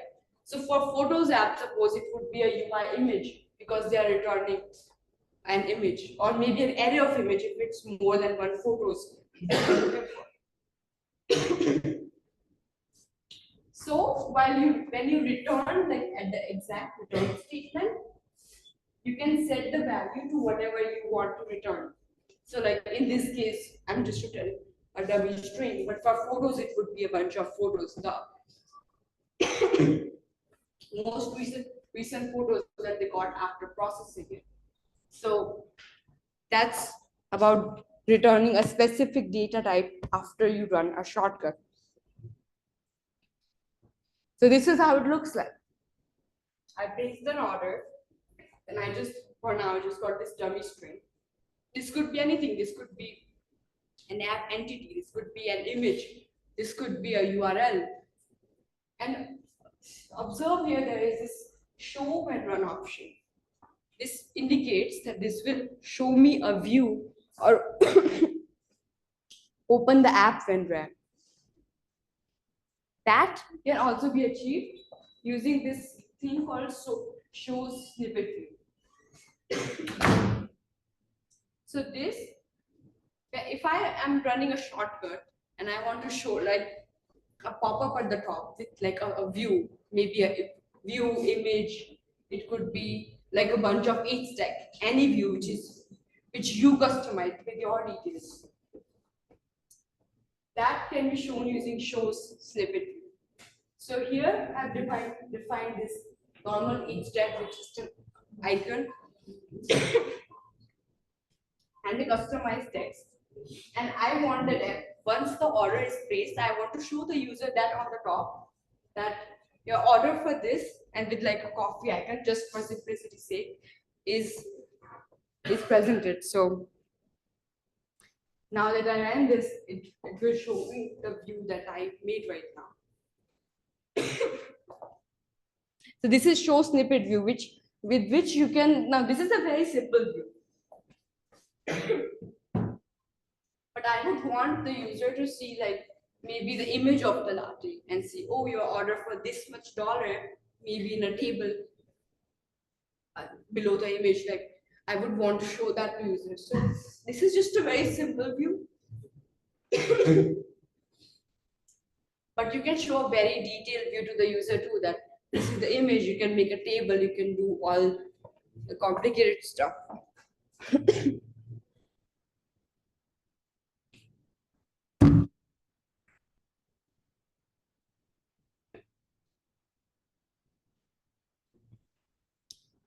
Now that was about like complicated view. What if I just want to show a string as a dialog?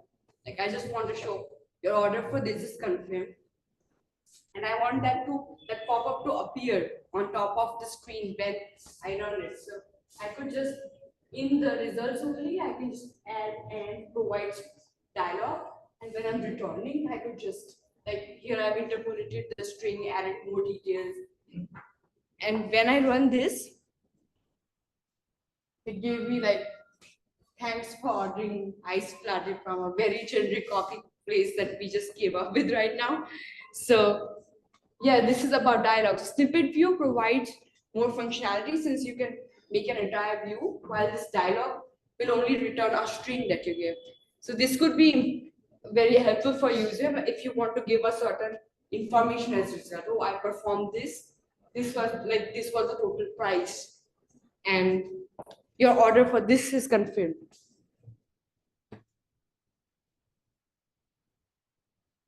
So next is about request values and provide options. So we talked about parameters, we talk about results, but what if when I'm performing, like after the run button is clicked and before the result is shown, what if there's a value that the user didn't pick, and that is mandatory for me. That is mandatory for me to perform the action. So that is when in the perform action, I can request for certain values. Or I can even provide options, like what if in perform, like in the perform function, by processing all the parameters, I realized, oh, this could be a better option for users, so why not prompt it? So let's see about that.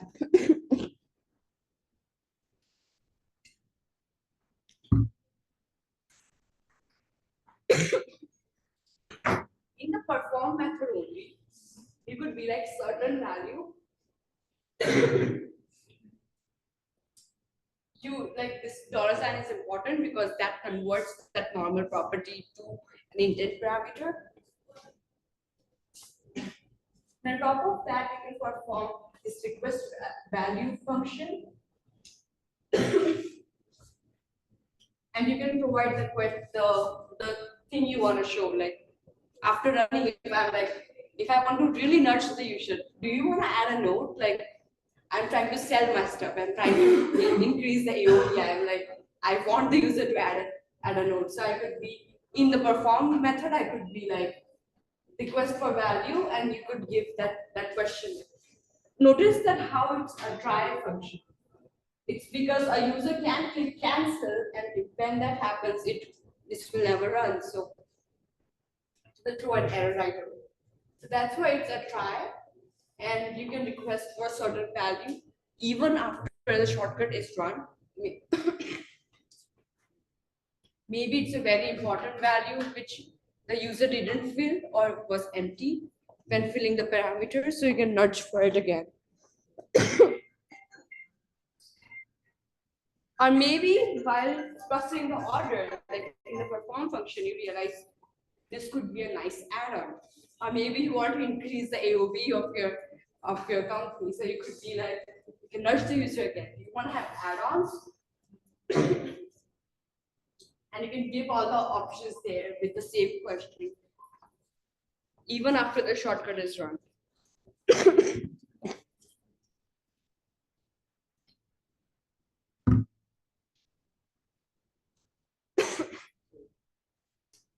So that was all about parameters and results. Now let's talk about navigation. Like it could be a case that a shortcut just performs the core ability of your app, but sometimes you would just want them to open something in your app. Like one very good example for that is the reminders app. They have this open smart list and they just provide a bunch of items, and you can open any screen of the app just by picking any, like any the one that you want. So this is all just a deep link handler, a shortcut which just opens certain deep link. So not only can shortcut perform some action outside of the app and automate it, you could even open certain screen, just make it a deep link opener.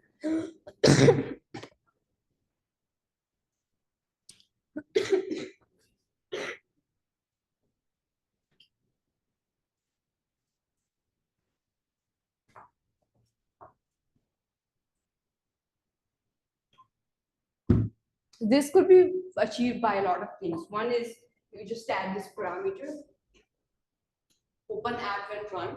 And if this is a static parameter, keep that in mind. Only do this when you want this every time the shortcut is run, you would want the app to open. Since you cannot provide a deep link or anything for it, it would just open the app. And keep in mind it's a static bar, so once it's set, it will always perform that certain action. So like it's navigate to somewhere. I made this intent and I set the static bar open when run to true. So every time I run this, it will open the app regardless of whatever action is there. So this is one way to always open the app, like to have navigation in the app. This is how it looks like. It once that parameter is toggled, it will give me this option. I could even disable it, so this shortcut won't do at this point. Like if you see the code here, there is nothing else to return. So if I disable it, it will do nothing. But if I enable it, it will automatically open the app. And if the app is not in background or like not even open in the kill state, it will bring the app in the foreground and then open it. Another way is just in result add opens intent. So there could be some shortcuts where you would want to give a result and only give this as an option. Like in the start, we saw this shortcut create note, like of the notes app, create note with certain text, and it had open when run option. So that would also return me the contents of the note I created, and it also gave me an option to open that in the app. So that could be achieved by this in the result add opens type, and you could give it some, like you could assign some other app intent to it. So that, like, you could, a very practical way to do this is having this one app intent which could open any deep link, and then whenever you want to just add this opens intent, assign that one intent which can open any screen, and say that open this screen. Like this might sound complicated, let's have a better option. So in notes, there are a lot of notes. You could have one app intent which can open any note given the ID of the note.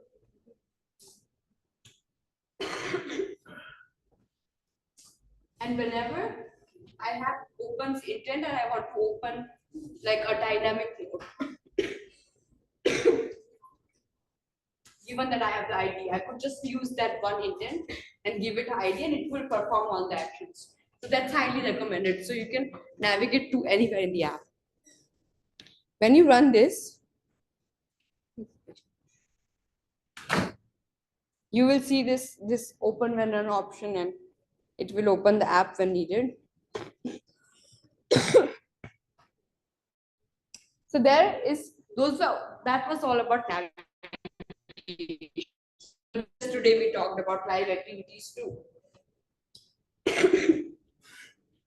We can integrate shortcuts and live activities together. So Shazam is the best example. I also have a video about it. So I run this and it opens this live activity, and when it gets the result, it shows that. So it's a very convenient and easy to use shortcut. So that is very easy to implement. You just have to conform your intent to live activity intent, And in the perform function, it assumes that you will always do something like starting a live activity or ending a live activity. And once that is performed, you will get something like this. Like this is the best, like I think Shazam is the best example of a live activity shortcut. I search Shazam, it recommends me to play music. As soon as I click it, I'm still on the search screen. It shows the live activity, it recognizes the music and shows me that. This is how it uses the power of shortcuts and automates things without even opening the app. So, I mean, this is a great example of an Apple ecosystem and automation. So that was about shortcuts. Now, when you open the shortcuts app, there you can see apps, like certain apps, and it's like these are notes. So notes will show me all the notes, and I think we all write jokes and memories on in the notes. So I've censored it for that reason. But you can see all the notes. These are dynamic notes, which will just see my recent notes and provide it here. And this is all, you can also customize this for your app, like a yellow color. You can do that in info plist. You can set the color of your shortcut. And when you open the shortcuts app, you will always see that highlighted. Like the notes one really catches your eye because it uses the core color, yellow, as the background color.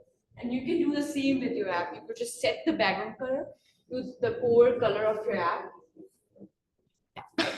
Now you would be thinking, how can we pick these? Like the Shazam one has this by default, and this was what I added. I mean, the name is misleading, request to write, but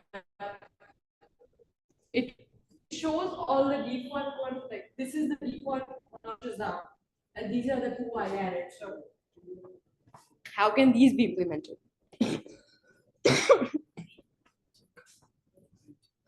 No.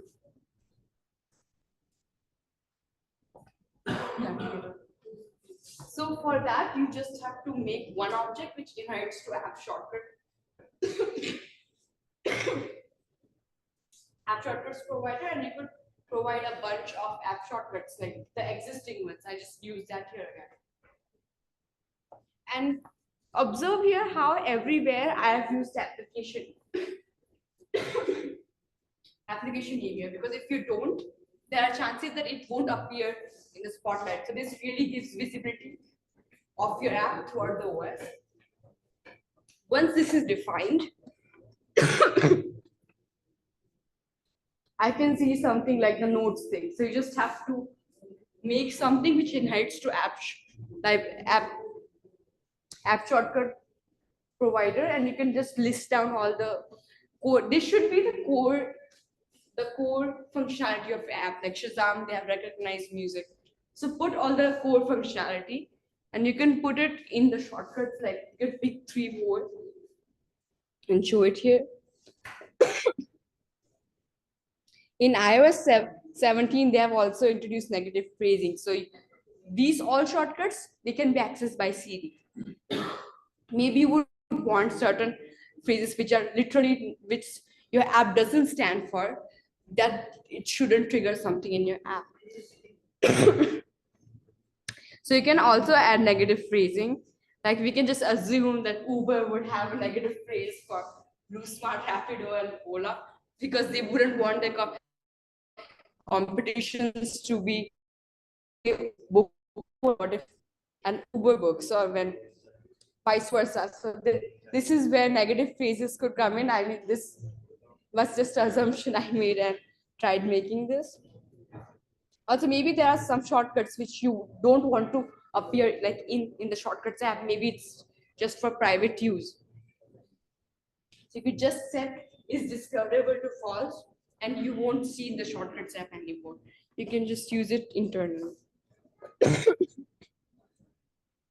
So also in Mac or Sonoma, they have this new app with which I could just write down certain CD prompt, and it will give me the result that this intent will be occurred. This intent will occur when I say that certain thing to CD, like summarize the shopping list. it will call this intent. So this is new in Sonoma, you can try it out. So thanks for joining the talk. That was all about shortcuts and the parameter and result. And this is where your shortcuts journey begin. So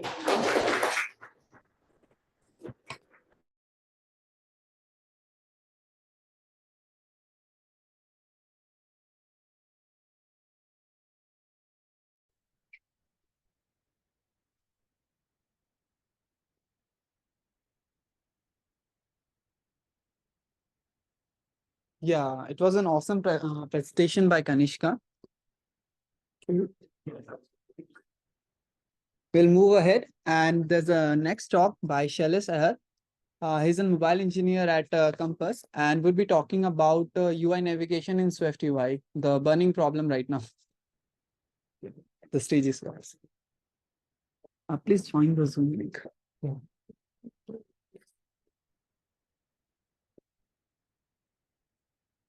Yeah, 1 second, let me start.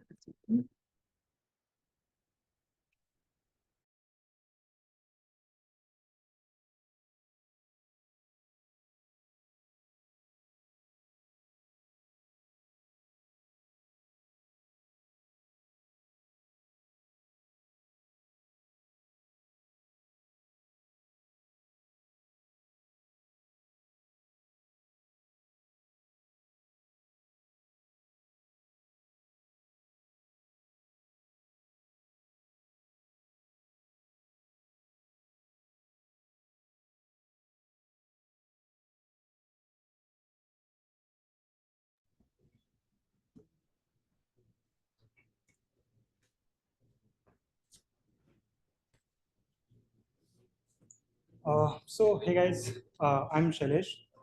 Current just a little typo. So I am currently working in Greenlight. So Compass was my last company. So just a little clarification. So yeah, thank you so much for staying till the last. This is the last presentation. So yeah, we'll just try to keep it short.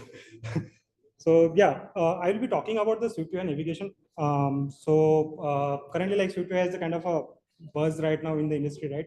Everyone wants to get to the SwiftUI. They just kind of thinking of like how to migrate it with, right? Like some of the companies have started already, right? So this is just like the companies which are not started, or maybe just kind of just discussion, general discussion between the like what are the problems that people are facing, right? So this will be the general discussion. So let's see what we will discuss in this. We'll first discuss about the like SwiftUI navigation journey, like how the SwiftUI navigation APIs are kind of came in, right? Like what are the problems with them, and how those are been evolving, right? So yeah, that part, and then we'll talk about the coordinators, like why coordinators are important in here. Uh, Third, we will be kind of discussing about the like how the SwiftUI migration plan should be, right? How you will be kind of thinking of migrating from the UI kit to the SwiftUI. So yeah, that will be my third point, and the last point will be just like my observation around the maybe how we can improve our current code so that it will be easier to migrate in the future. So yeah. So first of all, SwiftUI journey. So SwiftUI has been introduced in the iOS 13 plus, right? So it has a kind of really great APIs. Those are the declarative APIs. So like it is pretty easy to kind of build an UI screen, right? With this SwiftUI. Earlier it was little difficult with the UI kit, but now it is really simple. So yeah, again, like it has a previews option as well. So like whenever you are developing something, like you can just check it how it is kind of being looking, right? Rather than building the whole app and then kind of running and then getting surprised by like how it looks. So yeah, these are preview feature as well. But like yeah, mostly it is good with the smaller projects. When the project is bigger, like sometimes it doesn't work. But yeah, but still good to have feature, right? Another thing is the accessibility, right? Kind of keeping the parity with the UI kit, like again, SwiftUI provides accessibility as well, right? So yeah, this is again the really good thing. The best part of the SwiftUI that I like is the multi-platform thing, right? So let's say I want to try the watchOS, like I want to show something on the watchOS, right? It is really easy with the SwiftUI, right? Like I don't have kind of different framework to learn altogether, right? Or maybe just want to build an Mac OS app. It is really easy with the SwiftUI because like the whole basic building blocks are same. So you can just use it directly. So yeah, this is the kind of best feature that I feel with this that SwiftUI provides. The thing is like other thing is like easy integration with the reactive APIs. So can I just ask you guys like what is the reactive framework that Apple provides you by default? Combine, yeah. So it is really easy to integrate your kind of application or whatever the UI you are building. If you are building it in a Swift UI, integrate it with the Combine is really easy. So yeah, these are some of the features that I just listed. Yeah, there are many more features that SwiftUI provides. So let's deep dive into the SwiftUI navigation stuff. So when iOS come in iOS 13 when SwiftUI came, right? So this is the navigation APIs they're given. Though there is a navigation view and there is a navigation link, right? So navigation view is like you can just think it of kind of a container which is keeping the navigation thing, right? The other APIs that enables the navigation thing is the navigation link. So in the navigation link, like yeah, it is something like this. So you have the navigation view and you have the navigation link, right? So there are a couple of APIs that has been given. So like whenever like this is in tab, this text is in tab, like this view will kind of presented, right? If you want to maybe have more control over this, right? So there is an API called the with the binding that they have given with the navigation. You will just give the binding here, and you will just control if you want to dismiss the pop the maybe pushed screen. So you can just have that boolean, and you can just turn it on and off just to have that programmatic control over the this navigation. But if you see, there are kind of a lot of problems that came along with this. So there is a lack of customization. So there is a navigation bar customization that I want, right? So it was still not provided. The lack of API, something like the pop to root, if I want to do, right? Again, that thing is not provided with the navigation view, right? No control over the navigation stack. You really don't know like what are the screens those are being presented, and if you want to control, there is no control over that as well. And the bugs, like this is a surprise factor. Like when you try to use it, like there are a lot of surprises hidden behind the navigation view. So yeah, so people were really frustrated. Even Apple acknowledged this problem, and Apple tried to solve this problem, right? So they introduced navigation stack after 3 years. So it was a really long period to kind of wait for something, right? This is so basic and kind of getting fixed by the Apple, right? So yeah, in the iOS 16, they just deprecated this navigation view stuff, and they introduced something as a navigation stack. Okay. So again, like we had the navigation link. It was the API earlier we used for the pushing something right onto the stack. So again, they modified this API. So earlier we had a Boolean flag, right? Just to control, just to have an programmatic control over the pushing something, right? Pushing and popping something, right? So that API is not that easily usable, right? Because let's say like there is someone, some other screen wants to kind of pop, right? If they that don't have that particular Boolean, like they can't actually maybe control it, right? So this was the problem. So in the iOS 16, Apple has deprecated those APIs and came up with the different APIs altogether. So like they have given the navigation path. So with the navigation path, now you can control the navigation stack pretty easily, right? And also like there is something like the navigation split view. So that is a kind of a column representation of the navigation views by and kind of handled by the navigation stack altogether. So yeah. So this is it is right now. So you have the navigation link, right? So earlier you just had a two APIs. One is the Boolean binding that you need to provide, and another is the kind of destination view that you can provide. But now they have something as a value. So you can just push anything from here. So like this is the three things, like this is a kind of a string that I'm trying to push, right? This is the enum that I created that I'm trying to push here, and this is the value I'm trying to push, right? You can just provide the different navigation destinations, and based on that, you can just control your navigation, right? Like what kind of a navigation you want. So let's say like if the string value that is getting pushed, right? So if we just came here, we come here and like it will just open the detail. Okay. Let's say like there is a kind of a integer variable that I am trying to push, right? So if we just came here and like it will just allow me to kind of handle it separately. Also, let's say this is the enum that I created for myself, right, for my particular screen, right. So again, like if we just come here, we can here because like I have given the particular binding. I'm just asking my navigation destination to be kind of conform to this, right, and then we'll just come here and I can just handle it. Yeah, so these are the kind of now this is really and again like I'm just giving the path property here. So this is a navigation path. So I can just manage my whole navigation stuff via that path. So like let's say like I want to push another screen, I will just add something to the path parameter, and it will just will come here and it will just select where it needs to go, and that's how I can just manage my whole thing. So yeah, so this is a navigation stack. This is again the much better API than what been provided earlier, which is the navigation view. So yeah, but still like there are some problems. One is the like customization again. The navigation bar customization that you have are still not, like the navigation stack doesn't provide that much level of customization still. Okay. There is no backward compatibility. So if you say like there is a we have the iOS 16 plus thing, so you can't really use that thing, right? Because if your app doesn't support the iOS 16, or maybe if you want to support the iOS 15 now, you have to support navigation view plus navigation stack both, right? So again, that's a hard requirement that we have correctly. And the bugs, right? There are still animation bugs, the back button behavior bugs, right? Still there with the navigation stack.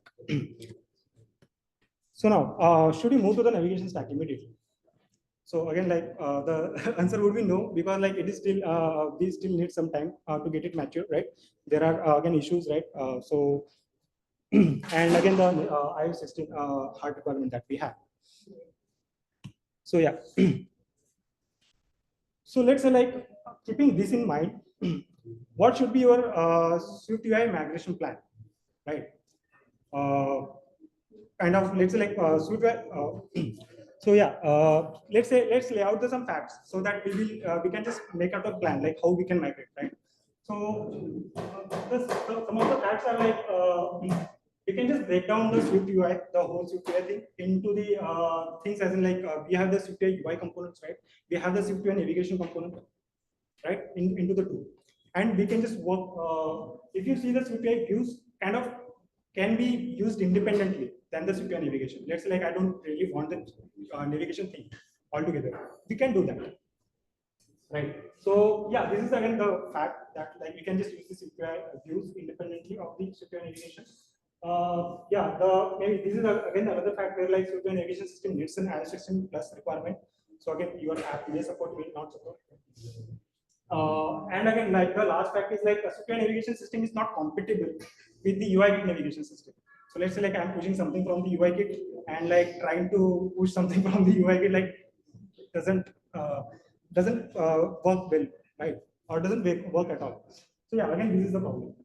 So like keeping this in mind, what should be your migration plan? So yeah, just kind of keeping the facts that I just laid out. Just want to make sure that like you know the coordinator concept as well, right? So first of all, what is the coordinator? So in the early days of the iOS, like not that early, but just a storyboard, right? You may have worked with the storyboard, right?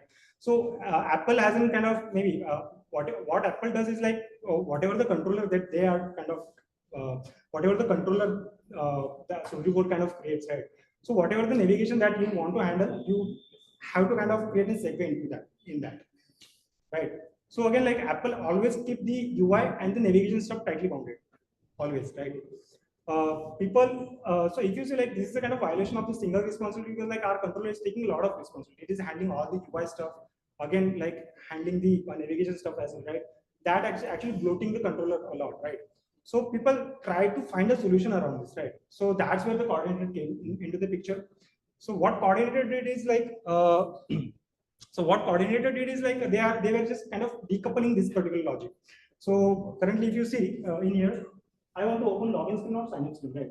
So I'm just kind of pushing the screen from here only, from the controller only, right? Again, like this is kind of creating a tight bounding of the like my authentication to controller knows which controller to open. Let's say like what if my API changes, or maybe let's say my UI changes altogether, right? And I need to maybe handle both the screens now. I need to handle it here only. Again, that is kind of creating a tight coupling in here, right? So what we can do with the coordinator is we can just break this logic down.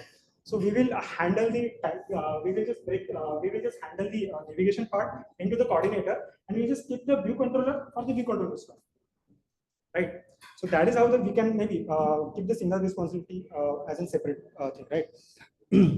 So yeah, with the coordinator, what you can do now, you can just have the coordinator in here, and like whenever you are trying to open the anything, right? So you will just use coordinator or handle, and you will just say the flow, which flow you want to open, the login flow or sign up, right? So this is how like view controller will be independent on the navigation logic now. So how your coordinator will look if this is the use case, right? So your coordinator will look like this now. So you will have something as a handle flow, and you will have the navigation controller, right, being injected here, and you can just push the controller that you want from here on. So that is how your navigation logic is being kind of decoupled from the controller. So this is a concept that I want you to know. So yeah. So first of all, like, yeah, this is really useful stuff. Maybe like, even though you are migrating to the SwiftBLR or not, but like, this is really good stuff to maybe have in your code base. So yeah, so first of all, like, just take my advice and like whatever the logic you have, the navigation logic you have, just try to put it in the coordinator. I will just tell you like why this is important, right, in a bit. So like you had the plain navigation, UI kit navigation stuff. You are just kind of encapsulating it under the coordinators. Okay. So yeah, just keeping this in mind, like what should be your strategy now? So yeah, okay. So why I introduced this coordinator concept before this, right? So if you see, you have the controller thing where like you have kind of handling all the UI, right? Again, SwiftUI has the UI stuff where you can just lay out the UI, all these things, right? But if your kind of logic is tightly coupled here right now, like which screen to open and like which flow to kind of open, right? You can't really go ahead, like you can't reuse this logic. I mean, like you can't reuse this logic. If that has been already been migrated to the coordinator, I can use that coordinator, right? So that logic is been intact. So this is the first thing. Because of that, like we need a coordinator in here. Okay. So while so what would be the migration strategy is like, first you have the UI kit navigation that you will be kind of moving into the coordinator, right? And then you will start migrating your UI kit components into the SwiftUI, right? Most of the companies are in here only. So like you have the UI, you have the kind of coordinators which are handling the navigation stuff, and they are either migrating to UI kit components to the SwiftUI, or they have already migrated and they are staying here, right? And they are handling all the navigation with the UI kit. So that is the current state most of the company are in. The last step that is needed for the complete SwiftUI migration is like change this UI kit navigation to the SwiftUI navigation, right? That's the last thing. And then like you won't have anything as an UI kit. You will be kind of 100% migrated to the SwiftUI. So yeah, this is the last step wherein like you will just change the navigation stuff and you will get 100% migrated to the SwiftUI. Okay. So of course, the first question: does SwiftUI view works with UI kit navigation? So yeah, can anybody answer like how we can make it work? UI hosting view controller. Yeah. So UI hosting view controller is like so you have the view stuff, right? Swift UI. So you want to work make it work with the UI kit navigation stuff, right? So if you see UI kit navigation navigator needs a controller. So UI hosting view controller is like you have the Swift UI, you are just embedding it into the UI hosting view controller, and you have the controller stuff now. You can just use it as you want with the UI kit navigation. It will work. So that's the idea behind the UI kit navigation, UI hosting view controller. Yeah. The next question: does SwiftUI supports the coordinator, or maybe does the SwiftUI concept needs a coordinator, right? Again, if I see, if I answer this question, so again, like we have the same problem that happened with the storyboard with the controllers, that Apple wants to tightly bound your UI stuff with the navigation stuff, right? Again, the same thing is happening with the UI SwiftUI as well. wherein like you have the UI stuff and your logic is tightly bounded in the navigation. Your navigation is tightly bounded with the view, right? Again, so just to make it kind of just to have a single responsibility, you need this thing. So yeah, so we have the kind of need for this SwiftUI to support the coordinators again. Yeah, so is the SwiftUI navigation integration is that easy? Of course not. It is too hard currently. But yeah, but we need to find a solution, right? Because if you want to migrate, we have a plan, and if that plan need to work, we need to kind of do some coding as well. So yeah, currently it is not that easy, but again, we need to find a solution for that. Yeah, the pain points. So again, for this SwiftUI migration, the pain points are like the learning curve. For this SwiftUI, you need to learn. You just need to shift your kind of perspective, how you are looking at the view and like how the things working, right? So yeah, that's a kind of pretty high learning curve. Second is the like the unpredictable behavior. Like sometimes you are just using and you just want this thing to work in a way, but it doesn't. So there are a lot of bugs and unpredictable behaviors that you need to take into account. The next thing is the SwiftUI navigation system. Again, the iOS 16 restriction. It has again UI navigation view controller and navigation stack. So currently, if you see UI navigation view controller kind of comes up with the kind of reference types, like wherever you want, you can just pass it on and you can just use it there the way you want and it will work. Right? It is that easy. But with the navigation stack, you can't really pass. That's a value type. You can't really pass to the other kind of classes or the maybe coordinators that you will try to use. So that is again one of the kind of challenge you will face when you will try to migrate, right? Again, the no navigation view delegate.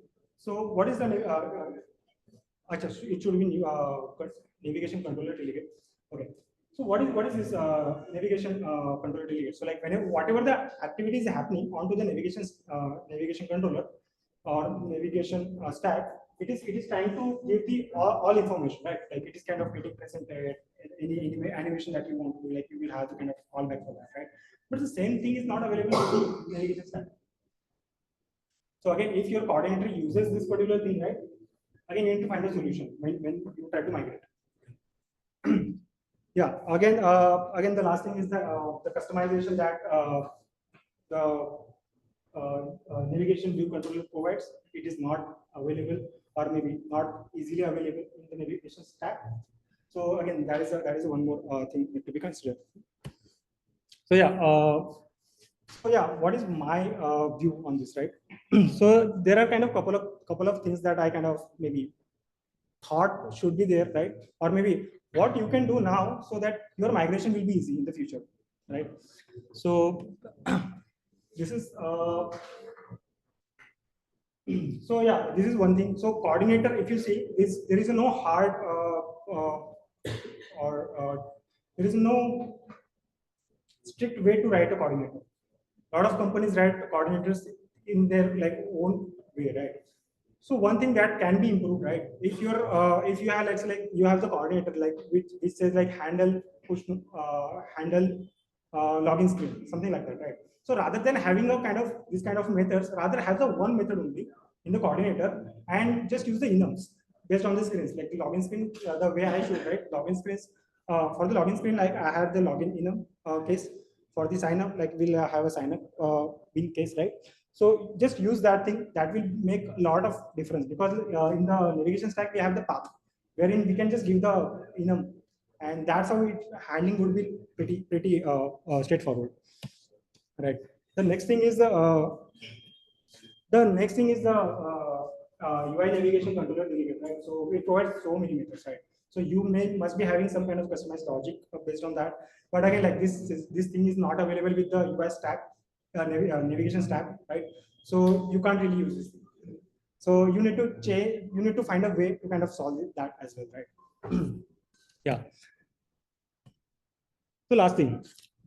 So if you see the last point that I kind of mentioned, right? Like you need to change your UI navigation stack in the coordinator, the UI kit navigation stack in the coordinator with the SwiftUI navigation stack, right?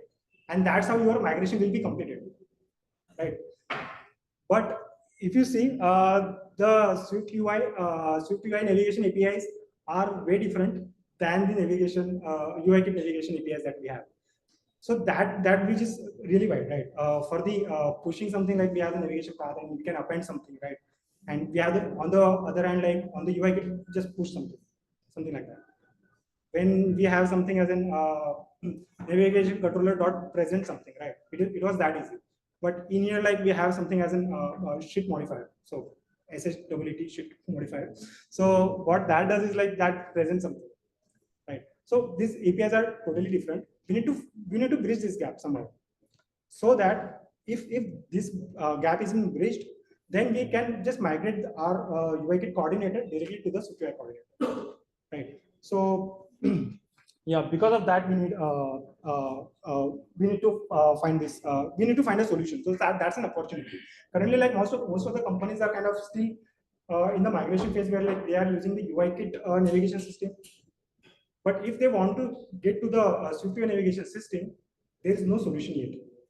I tried to find the solution, but like most of the libraries are using the UIKit underneath either, or maybe they were using the SwiftUI APIs only, but they don't have the kind of generalized logic there. So this gap is wide. So currently, like we all have the opportunity where like we can build something that will be usable as a generalized solution, right?